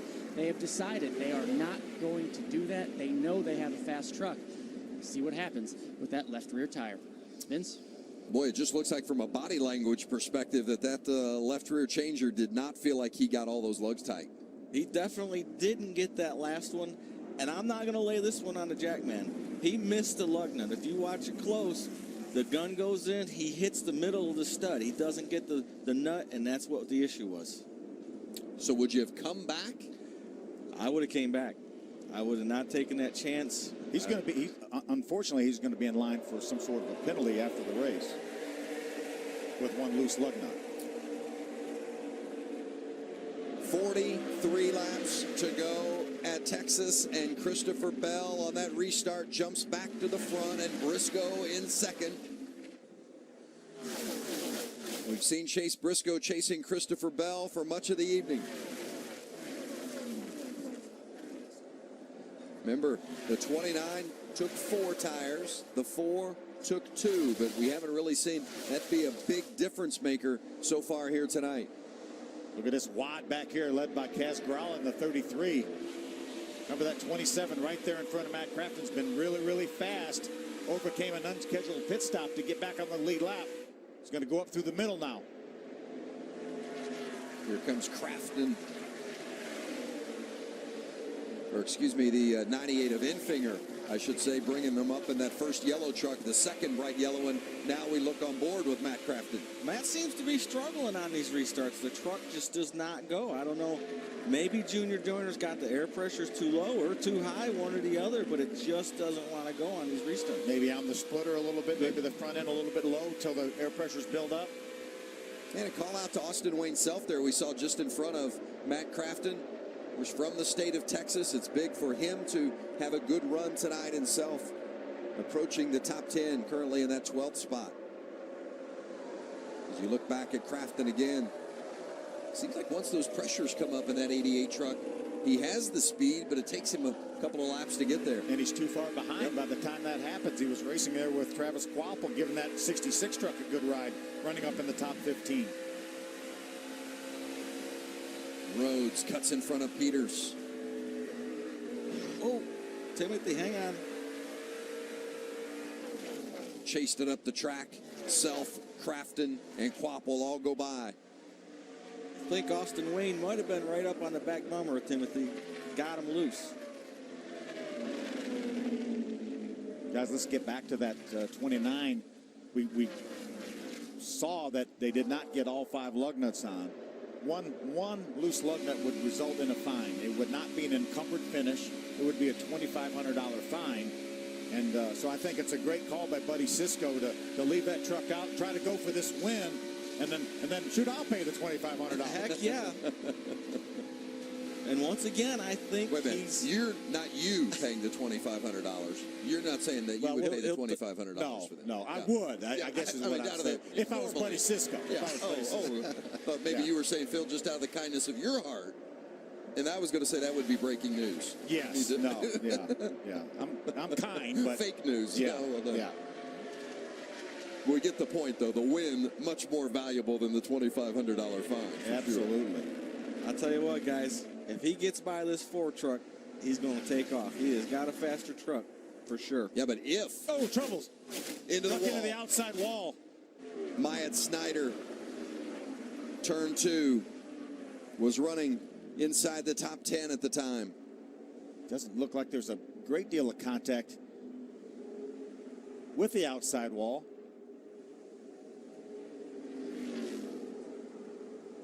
I think now everybody's in their pit window. We stay out, Todd, unless we're back, back outside the top 10, need an adjustment. I think all the trucks up front, we know that they can make it the rest of the way, so we stay out. Absolutely, track position is critical and key. You got to have it.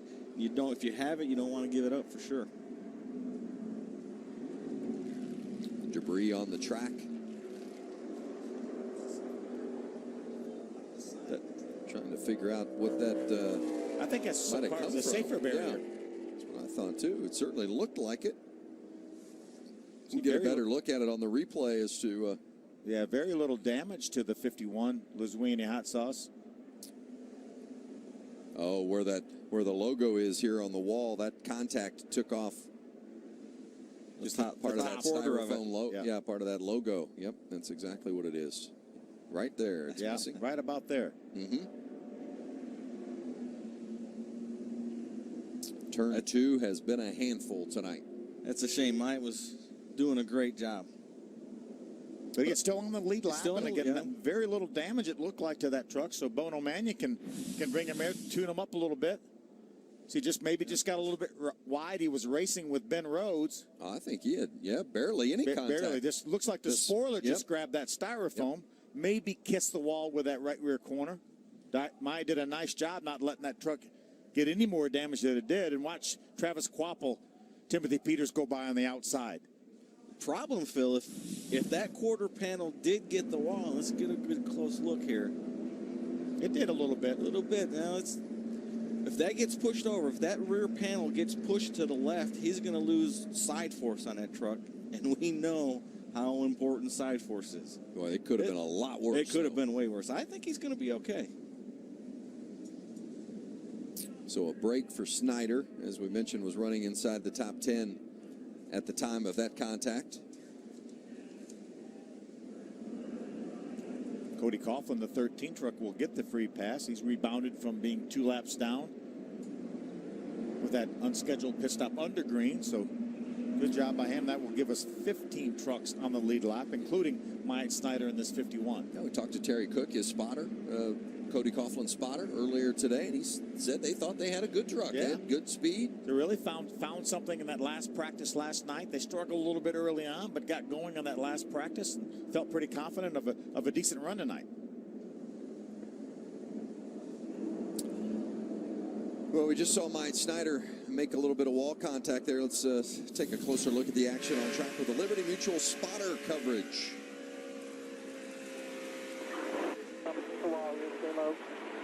Yellow down, right in front of you. Keep coming, keep coming. That was the 99 of Timothy Peters, getting some direction on where to go or where not to go. So important what the spotters do. That's when it really matters, is when something's happening way above them. And a lot of times those drivers, Todd, as they drive into turn 1, they can't see halfway around the corner. So it's invaluable for those spotters. As Ryan Truex was the highest running truck to come to pit road, I think he was running somewhere near the top 5. Hermie? Yeah, they just decided to come down and make a few adjustments. They didn't feel like they were in a position to win from where they were. So they came in and put 4 tires on, actually sticker tires on the 16 this time, and an air pressure adjustment. Hopefully they can overcome this track position. And this truck has been fast about the last 3 or 4 races, and they want to cap this thing off and have a shot to go to victory lane. 4 straight top 10s for the 16 of Ryan Truex. Season best 4th at Charlotte. Led 47 laps last week at Dover. Really, I think better. They had a better truck than 10th. They ended up 10th. Yeah, sure did. You see our last 2.5 miles, 6th at Kansas, 4th at Charlotte. Definitely headed, I think, towards another top 10. He'll overcome this track position here and get back up in the top 10. About 30 to go when we come back to Texas. It's been a tight one at the front, and we don't expect it to change. Going to be 32 to go when they take the green flag. That's Christopher Bell on the inside and Chase Briscoe on the outside of the front row, and they have been 1-2 for much of the night tonight. What a great restart by Chase Briscoe, dead even with Christopher Bell. John Hunter Nemechek and Justin Haley in that second row. Bell strong through 1 and 2. Pulls out in front. Chase Briscoe's got to be tired of looking at the back of that Ford truck. That has been his view much of the night tonight, as Bell has led 66 laps, and Chase Briscoe has been right there behind him for most of them. Remember, Johnny Sauter restarted this race about 8th or 9th after his pit stop. And look at him going to the outside.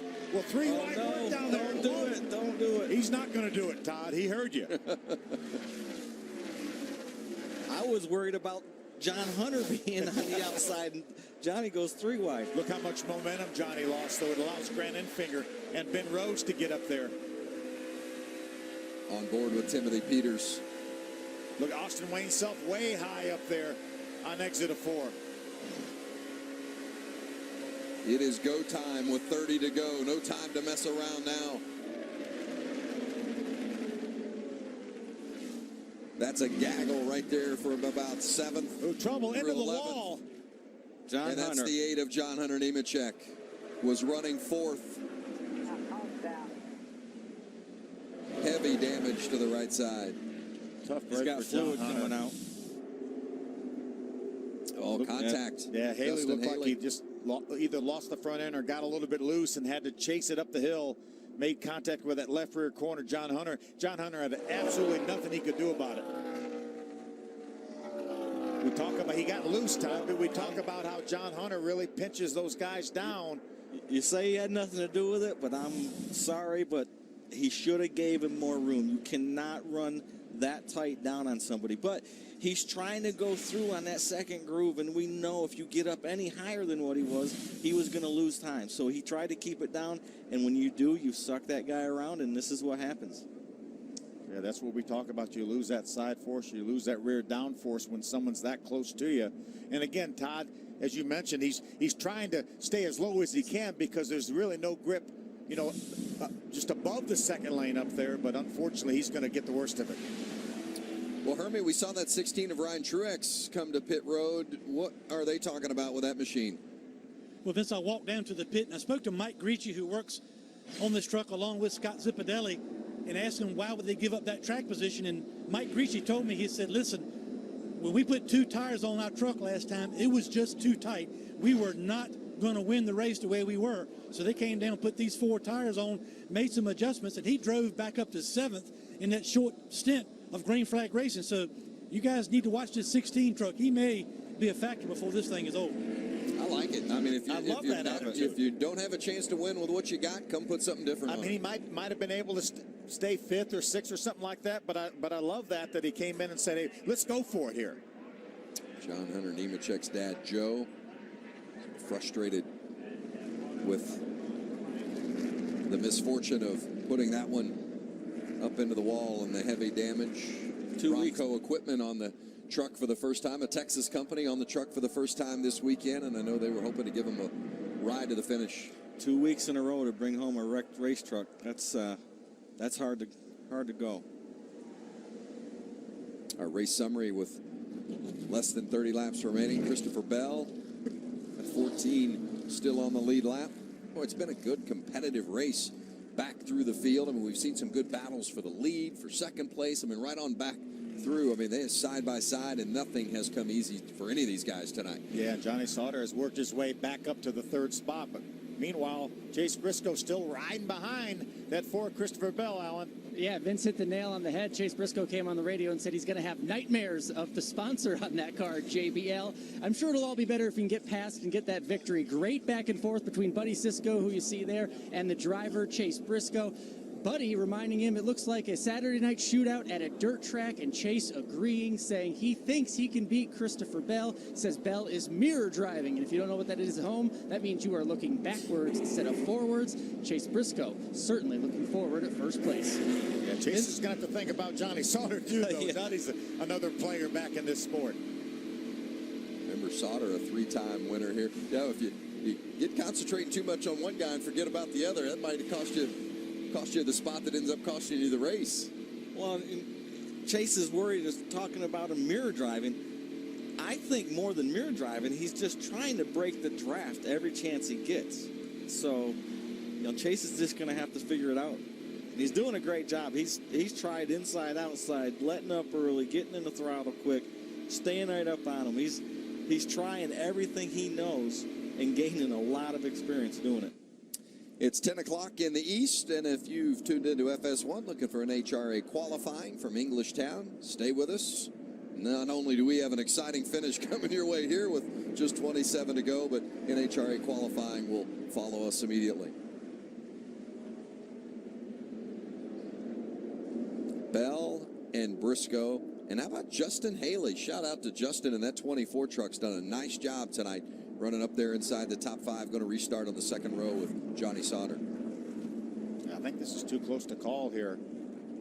Chase Briscoe has the measure, it looks like, of Christopher Bell. Hasn't been able to get by him, as you were talking about, Todd, but I think this restart could be really critical here, and maybe it's going to matter on who's in the second row, who's going to be pushing those guys up in the front row. If Chase gets another restart like that last one, and he can stay with them through 1 and 2, which we know the restart speed is a little slower through 1 and 2, so that is possible. 3 and 4, we see and talked about the outside being there, having some grip. If he can get into 3 on the outside of him, he might have a chance to get by him. He's going to have Johnny Sauter behind him. You know Johnny's going to be ready for this restart. But what an outstanding job that young man has done, coming from the 21st position to this lead here with 26 to go. Christopher Bell with 3 career victories. Chase Briscoe, who will restart alongside on the front row, looking for his first career win. How about Johnny Sauter right there on the outside of row 2? He's won here at Texas 3 times. And Justin Haley, the inside of the second row, just 18 years old, looking for his first career win as well. How about Grant Enfinger? I'll give him a little shout. He's had a good truck all night. Jeff Hensley knew that they had a good truck and was going to try to play some strategy, and they're up at the front. Good spot. Ryan Truex right there in 7th with the freshest tires in the field right now. Great call by Scott Zipadelli. I love that call. And we've talked about the speed in that 27 truck of Ben Rhodes, so don't count him out on the inside of the 3rd row. They're coming to the restart, and the green, there will be 25 laps remaining, and the green flag waves. Another good restart, Chase Briscoe. Got a little bit of a push from Johnny Sauter. 2 wide, side by side, back 5 rows deep. He does it. He's even with him, Todd. Chase Briscoe has led just 1 lap, trying desperately to get out front of Christopher Bell. Side by side. Will not clear him. Cannot make it. This is going to be interesting here. Meanwhile, Johnny Sauter right there looking to pounce. And finally, Bell secures the spot. Enfinger was forced way high by the 24 of Haley. That allowed Ben Rhodes to get in front of him. And here comes Austin Wayne Self, the 22. Inside the top 10, great run by Austin Wayne Self tonight. Home game for Austin Wayne Self. Season best 2nd at Daytona, career best 2nd at Daytona, making his 4th start of the season here tonight and doing it in front of the home fans. Great run in that 22. Looks like Matt Crafton's truck has come around. He's up to 8th. Christopher Bell leads with Chase Briscoe 2nd, Johnny Sauter 3rd, and Ryan Truex and Ben Rhodes filling out the top 5. Truex up there again. Ryan Truex, you run in the top 5 long enough, one of these nights it's going to fall in his lap. Absolutely. Now, again, we talked about he's got the freshest tires on the racetrack right now.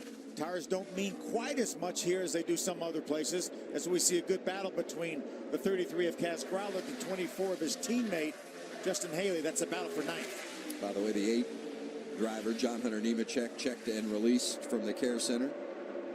Done for the night, obviously. As Grala and Haley nearly bang doors. And Cody Coughlin now getting up in it.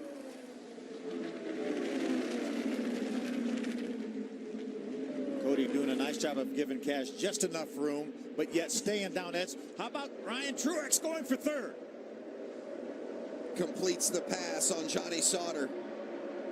You know, as much as anything, Phil, over the just getting the 4 tires was being able to make the adjustment to make that truck faster. And it's showing up. Camping World 20 to go at Texas. Christopher Bell continues to lead with Chase Briscoe in the hunt. Keep an eye on that 16 of Ryan Truex. Got by Johnny Sauter. Open up a truck length or 2 on Johnny Sauter.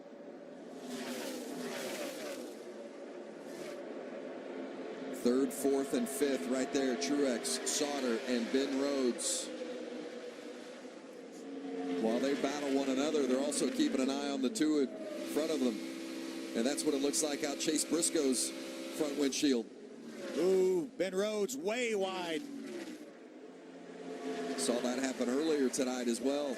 Lost that spot to Grant Enfinger. Going to lose another spot possibly to Austin Wayne Self before he can get it gathered back up. Another pretty good size wiggle there out of that 27. Matt Crafton on the outside now, Ben Rhodes. Self is up to 6th. Watch it here on the replay. I think he heard at the last moment his spotter telling him that the 98 was inside, tried to move up the racetrack to give him room and missed the corner, essentially. That's exactly what happened. And the lap before that, Phil, Grant Enfinger ran in the 28s, the fastest lap of the race. Wow. That is hauling around this place. Here the spotter talking to Chase Briscoe, telling him to get that 4 truck of Christopher Bell loose. How do you do that? Just drive up right on his tailgate, or try to get to his outside and pinch him down like we saw that happen. But when you're going for the win here, that's a little bit different. The problem is, Phil, to get up on his tailgate, it's going to make you push. Now here, Christopher had to get out of the throttle a little bit. Briscoe all over, and Bell trying to block. The Norton binning truck, that 6 machine, just enough in the way that prohibited Chase 29 of Briscoe from making that pass. And that probably make Chase a little bit mad there. I would be a little upset with that. That was he talked about him mirror driving, the 4 mirror driving. That was I don't blame Christopher Bell for doing that. He knows that this pass, if he gets past, he will probably cost him the race. You got to do what you got to do. Exactly. Oh, you're not giving anything up with 15 to go. Absolutely not. But again, I certainly understand why Chase would be upset about that too, as Johnny Sauter grabs that 3rd spot back.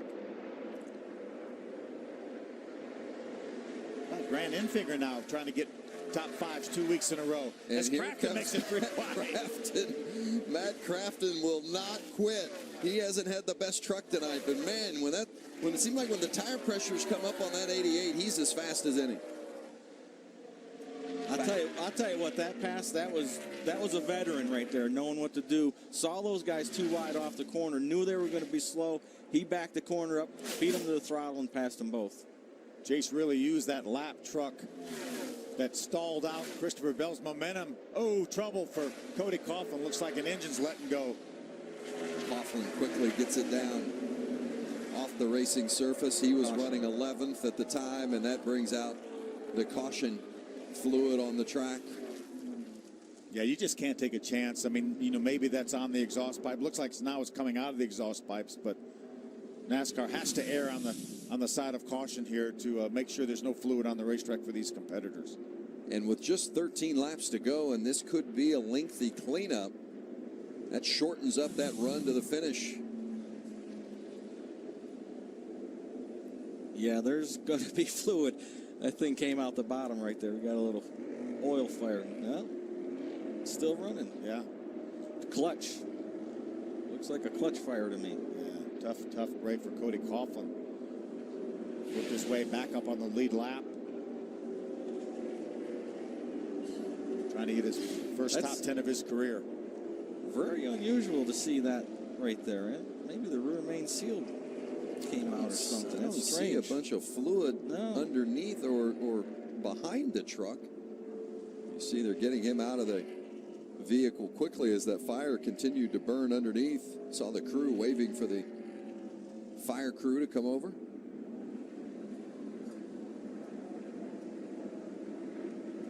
Oh, what a beautiful night. We had some rain earlier today in Texas, but it has been absolutely beautiful throughout the afternoon and evening hours. You know what they say about a full moon? Brings the crazy out in everybody. We're getting ready to get crazy right here. You know that's right. Now, we've only had one last lap pass for the win at Texas. Who did that? How'd that work out, Todd? It worked out good for me. Yeah, I like that. How about Mike Skinner? How do you feel about it? Skinner wasn't real happy with me at that point. Coughlin is out, taking that walk to the garage. Oh, don't go anywhere. It's going to be fun to the finish.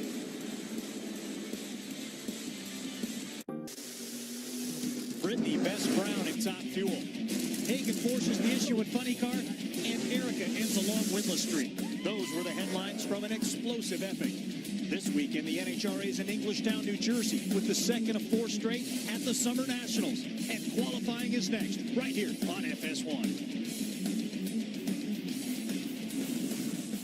You're going to see a great shootout to the finish here at Texas in the trucks, and then NHRA qualifying from Englishtown is next here on FS1.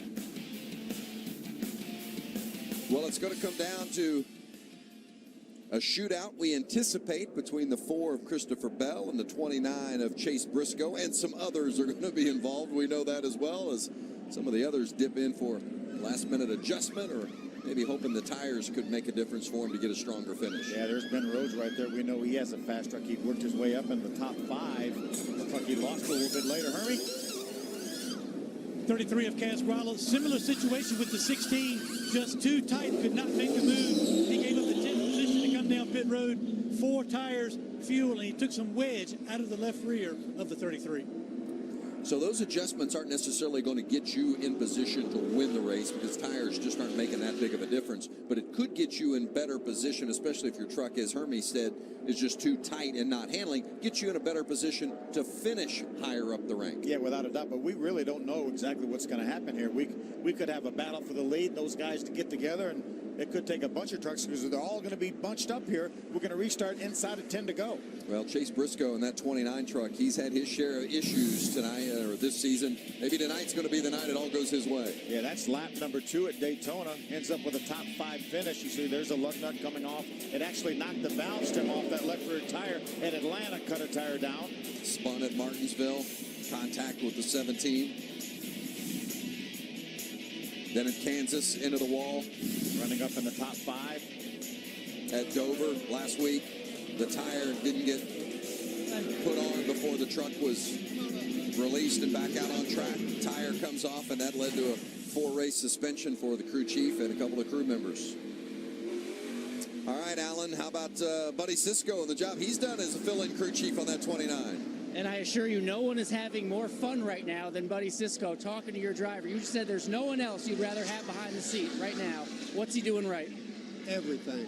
That guy is cool hand Luke, man. He's drove a well of a race, and he's gonna get to 4 here at the end of it. He can beat everything with that aero push. How's he going to do it? Got to free him up, getting in the corners.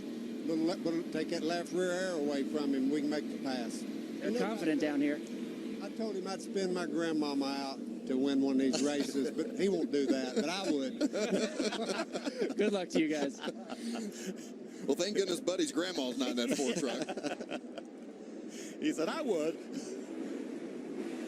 Well, let's see how it shakes out. We heard Buddy earlier, or the spotter for the 29 truck earlier, telling Chase Briscoe to loosen up that 4. There's Rudy Fugel, the crew chief for Christopher Bell, and that 4 machine. Looks pretty calm there, doesn't he? I can tell you that he's not very calm on the inside. When they pass the line, you see it says 9 to go up top. But when they pass the line, that'll switch to 8 laps remaining. It's going to be a dash to the finish. Who's it going to be? Bell on the inside. Chase Briscoe outside. Another great restart for Chase. Bell hasn't slipped up on his restarts either, giving Briscoe no opportunity to just steal that position. Good run on exit for Briscoe. Here comes Ryan Truex down low. And still Bell and Briscoe side by side, going through 3 and 4. What a save by Johnny Sauter. Oh, they're still side by side. 1 into the wall. Myatt Snyder, the 51, into the wall. The 33 involved in that incident as well, and the caution is back out.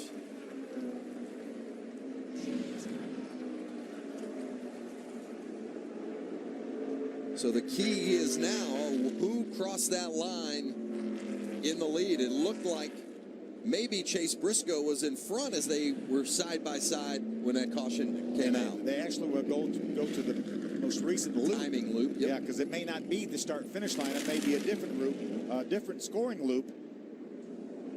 As you see, the left front tire is down on Kaz Grala's Kiklo Chevy.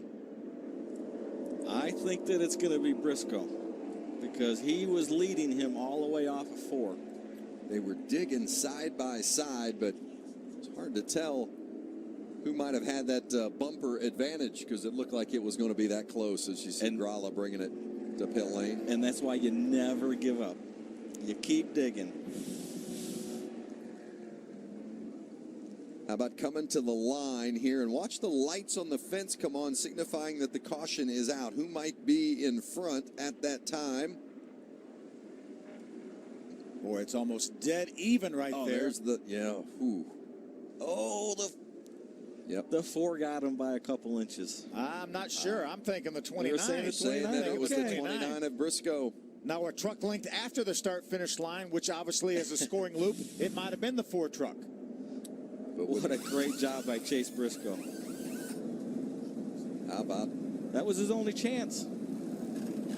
Digging every single moment to try to get in front of the competitor that you're battling, and it comes down to just inches difference. He had some great restarts through 1 and 2, but that's the best one he had through 3 and 4, and that got him the lead, and he's in control now for this potentially last restart. Well, we're going to have, say, less than 5 to go. As got 5 to go now, obviously, so it's going to be. I don't know how Johnny Sauter saved that truck right there. You saw a little bit of contact right there. And this was really the aftermath of that. That was all caused by that 3-wide scrum right in front of these two. Unfortunate for Myatt Snyder and Kaz Gralla. Both having solid runs tonight. Heavy damage to both.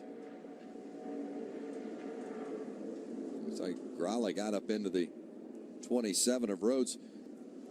Watch it here from the 99 of Timothy Peters. Maybe we'll get a little better view. Great veteran move to miss this. You see, they got seized up with Johnny Sauter there, and that just got, it looked like it got Ben Rhodes into Myatt Snyder, and that turned Myatt sideways. Kaz came along with nowhere to go. Yeah, that accident actually started about three trucks up ahead. Yeah, that's what usually happens. It starts 3 or 4 ahead of you, and accordion's back, and the guy 4 trucks back's involved. Yeah, it's the 9th caution we've had tonight.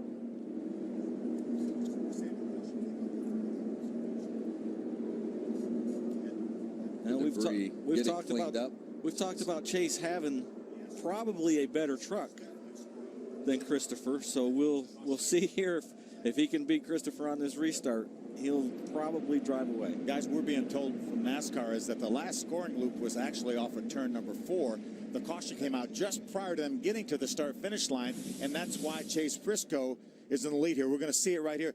The scoring loop is somewhere in this vicinity right here. You see him obviously ahead. He's going to lead him all the way to the start-finish line, but it was determined by that previous scoring loop that was off of turn number 4, as the caution will come out right here just prior to them getting to the start-finish line. So when the caution comes out, they'll go back to the previous timing line. See, the caution is out right there. And they're not to the start-finish line Christopher yet. Bell is actually, it looks like a few inches ahead here, but again, they go back to the previous scoring loop, which is over off of turn number 4. That's why the 29 truck is leading. Is that the break that Chase Briscoe needed to win this race and get his first career win? How about the 4 of Christopher Bell, Hermie? Well, Vince, crew chief Rudy Fugle did not contest NASCAR's decision about who was leading when the caution came out, but he did ask a couple times unsuccessfully to get them to look at the restart, the most recent restart between the 4 and the 29. He felt like the 29 got a jump on the restart, but to no avail. Also, we want to update the 18 of Noah Gregson, the pole sitter, was 2 laps down. Now he's back on the lead lap, 4 tires. He'll restart 9th, so he's back up in the top 10. Another solid run for Gregson, who ran 9th last week at Dover.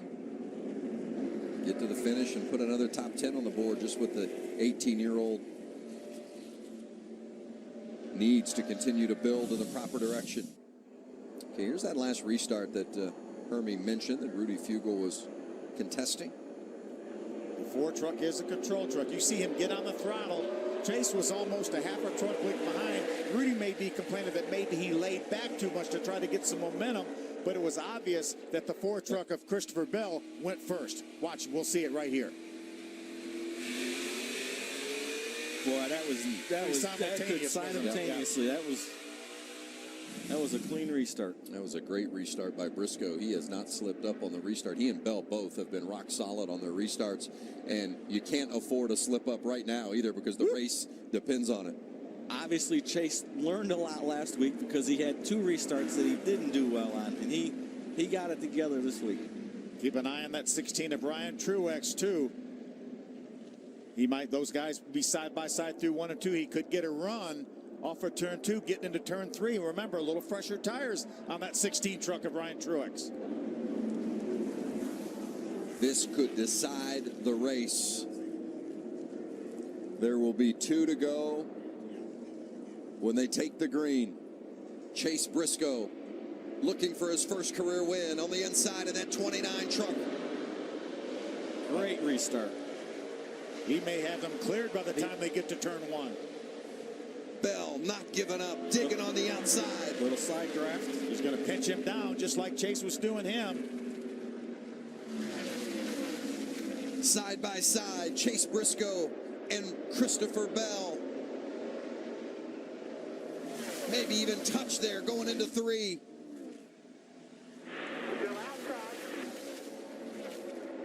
Oh, Briscoe gets loose. Austin Wayne Self around. Heavy contact with the 99 of Peters, up and over.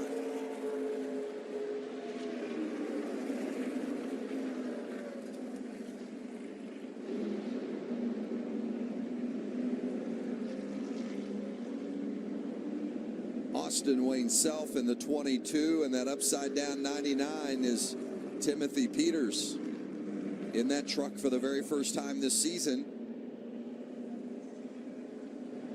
Timothy was giving that truck such a great ride.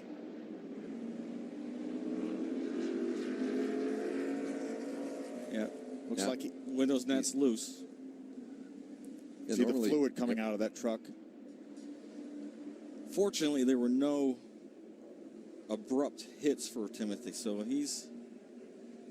going to say he's pretty okay. Look at the damage to that truck. It's amazing how much damage the grass causes on the front stretches of these racetracks.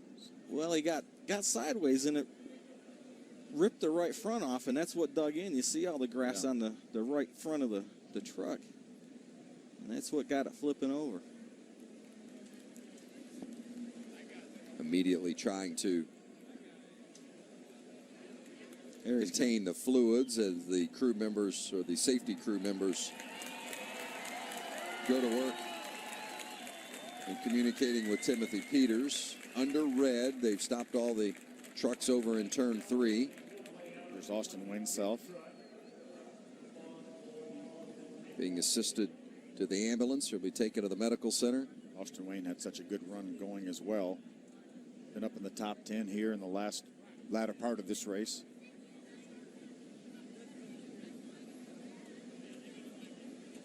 Ever been in a situation like this where you've been upside down and in a position that Timothy is in right here? Well, I've only been upside down one time, and that was at Talladega a number of years ago. And fortunately, the car was on fire, so I crawled out under my own power. And once I got out, then a couple guys. One was a photographer that actually dragged me away from the car. It wasn't a big fire, but that's the only time I've ever been upside down. Knock on wood, fortunately, I've never been upside down. Because as you hang there, it's got to be, presuming that everything would be okay, even just hanging there is an uncomfortable position in which to be in. I know in visiting with A.J. Allmendinger about a similar situation that he was in earlier in this season in the Cup Series, hanging upside down in the car at that time, and how you're just waiting to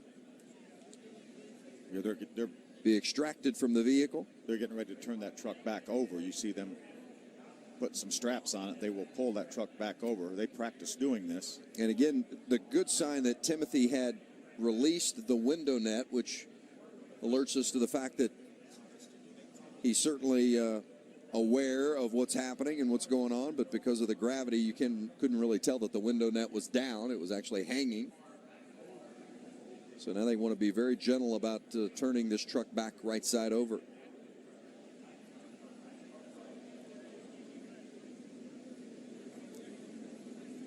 Yeah, Timothy's just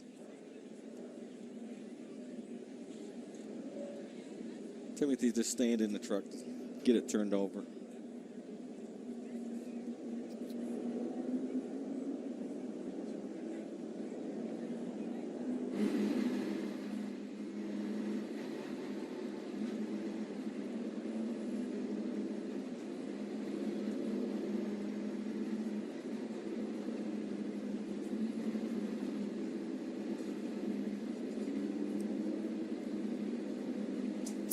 So they're bringing the trucks back around, and they will come down across the start-finish line and signify the end of the race as they take the checkered flag under yellow.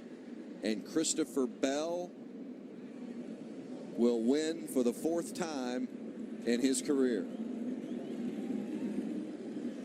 And ironically, he passed Chase exactly how Chase passed him.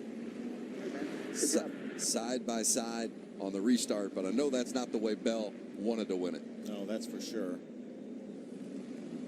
Remember, they got to the start-finish line to take the white flag. So they had taken the white flag. Came out, and that's why this race is official. Yep. You have to maintain caution speed, which obviously they did. So that's why Christopher Bell is declared our winner. And Todd, you said it exactly right. Chase Briscoe got the lead from Christopher Bell on a restart, and Christopher got it back on a restart. You know, we see it a lot on these mile-and-a-halfs with these trucks. Outside lane has momentum. And that's exactly how they passed each other coming off of 4. That outside had a little momentum and got him to the front. And Buddy Cisco not pleased with why his driver, the 29 of Chase Briscoe, is going to end up in 2nd place tonight. Apologize for any language that you may have heard come across the airwaves. And you saw Buddy Cisco congratulating his pit crew for a job well done, and that is certainly the case. But because Christopher Bell and Chase Briscoe had crossed the line to take the white flag, and here you see it, the white right there, and the race is determined by that amount as they pass the scoring loop. And then the yellow flag will come out. You see the lights on the fence signifying that the caution is out. So they go back and they look at the video and who was leading. Yeah, whatever video is available, they will determine that to determine finishing positions. Not previously to determine, as we see Timothy sitting in others as they turn that truck back over. Look at the dirt and the earth attached to that truck as they turn him right side over. Wow, what a great view.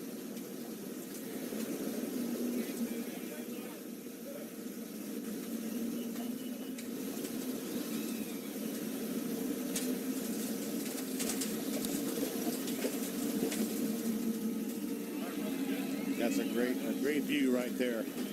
And to see Timothy Peters be able to take off that wheel, unplug the helmet, and he'll climb out to a great round of applause for what he just endured.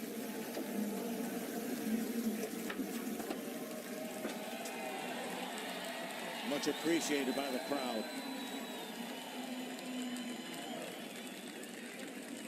Had a great run going. Fast all night. And thank you to NASCAR and these truck builders that Timothy can just jump out of that thing and walk away. I was going to say, he's not going to victory lane, but maybe the biggest winner of the night right there. Yeah, absolutely. Well, a tough finish for Timothy Peters and a tough finish for Chase Briscoe as well, to have given it what he gave all night long and for it to come down to this at the finish. There's the replay of the accident that brought out the final caution in the wild ride endured by Timothy Peters. It looked like the 22 of Austin Wayself just got a little bit loose on exit of turn number 4, got into Johnny Sauter. Watch him get loose on the bottom, gets into Johnny a little bit, turns him sideways. Ben Rhodes able to get by. Timothy commits to the bottom. Austin Wayne comes down there. Wild ride for Timothy.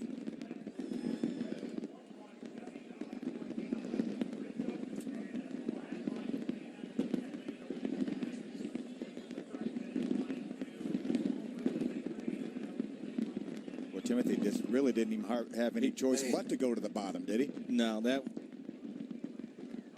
normally Austin would have probably come back up the racetrack after that, and he didn't. And About the view from Matt Crafton.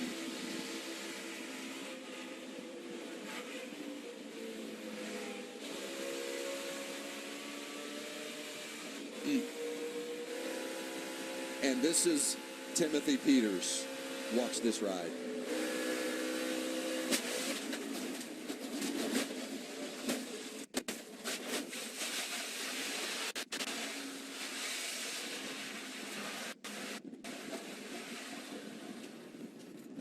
Wow. And the finish, remember when this was to take the white, and then when the yellow comes out, the race is over, and you go to the video evidence of which vehicle happened to be in the lead.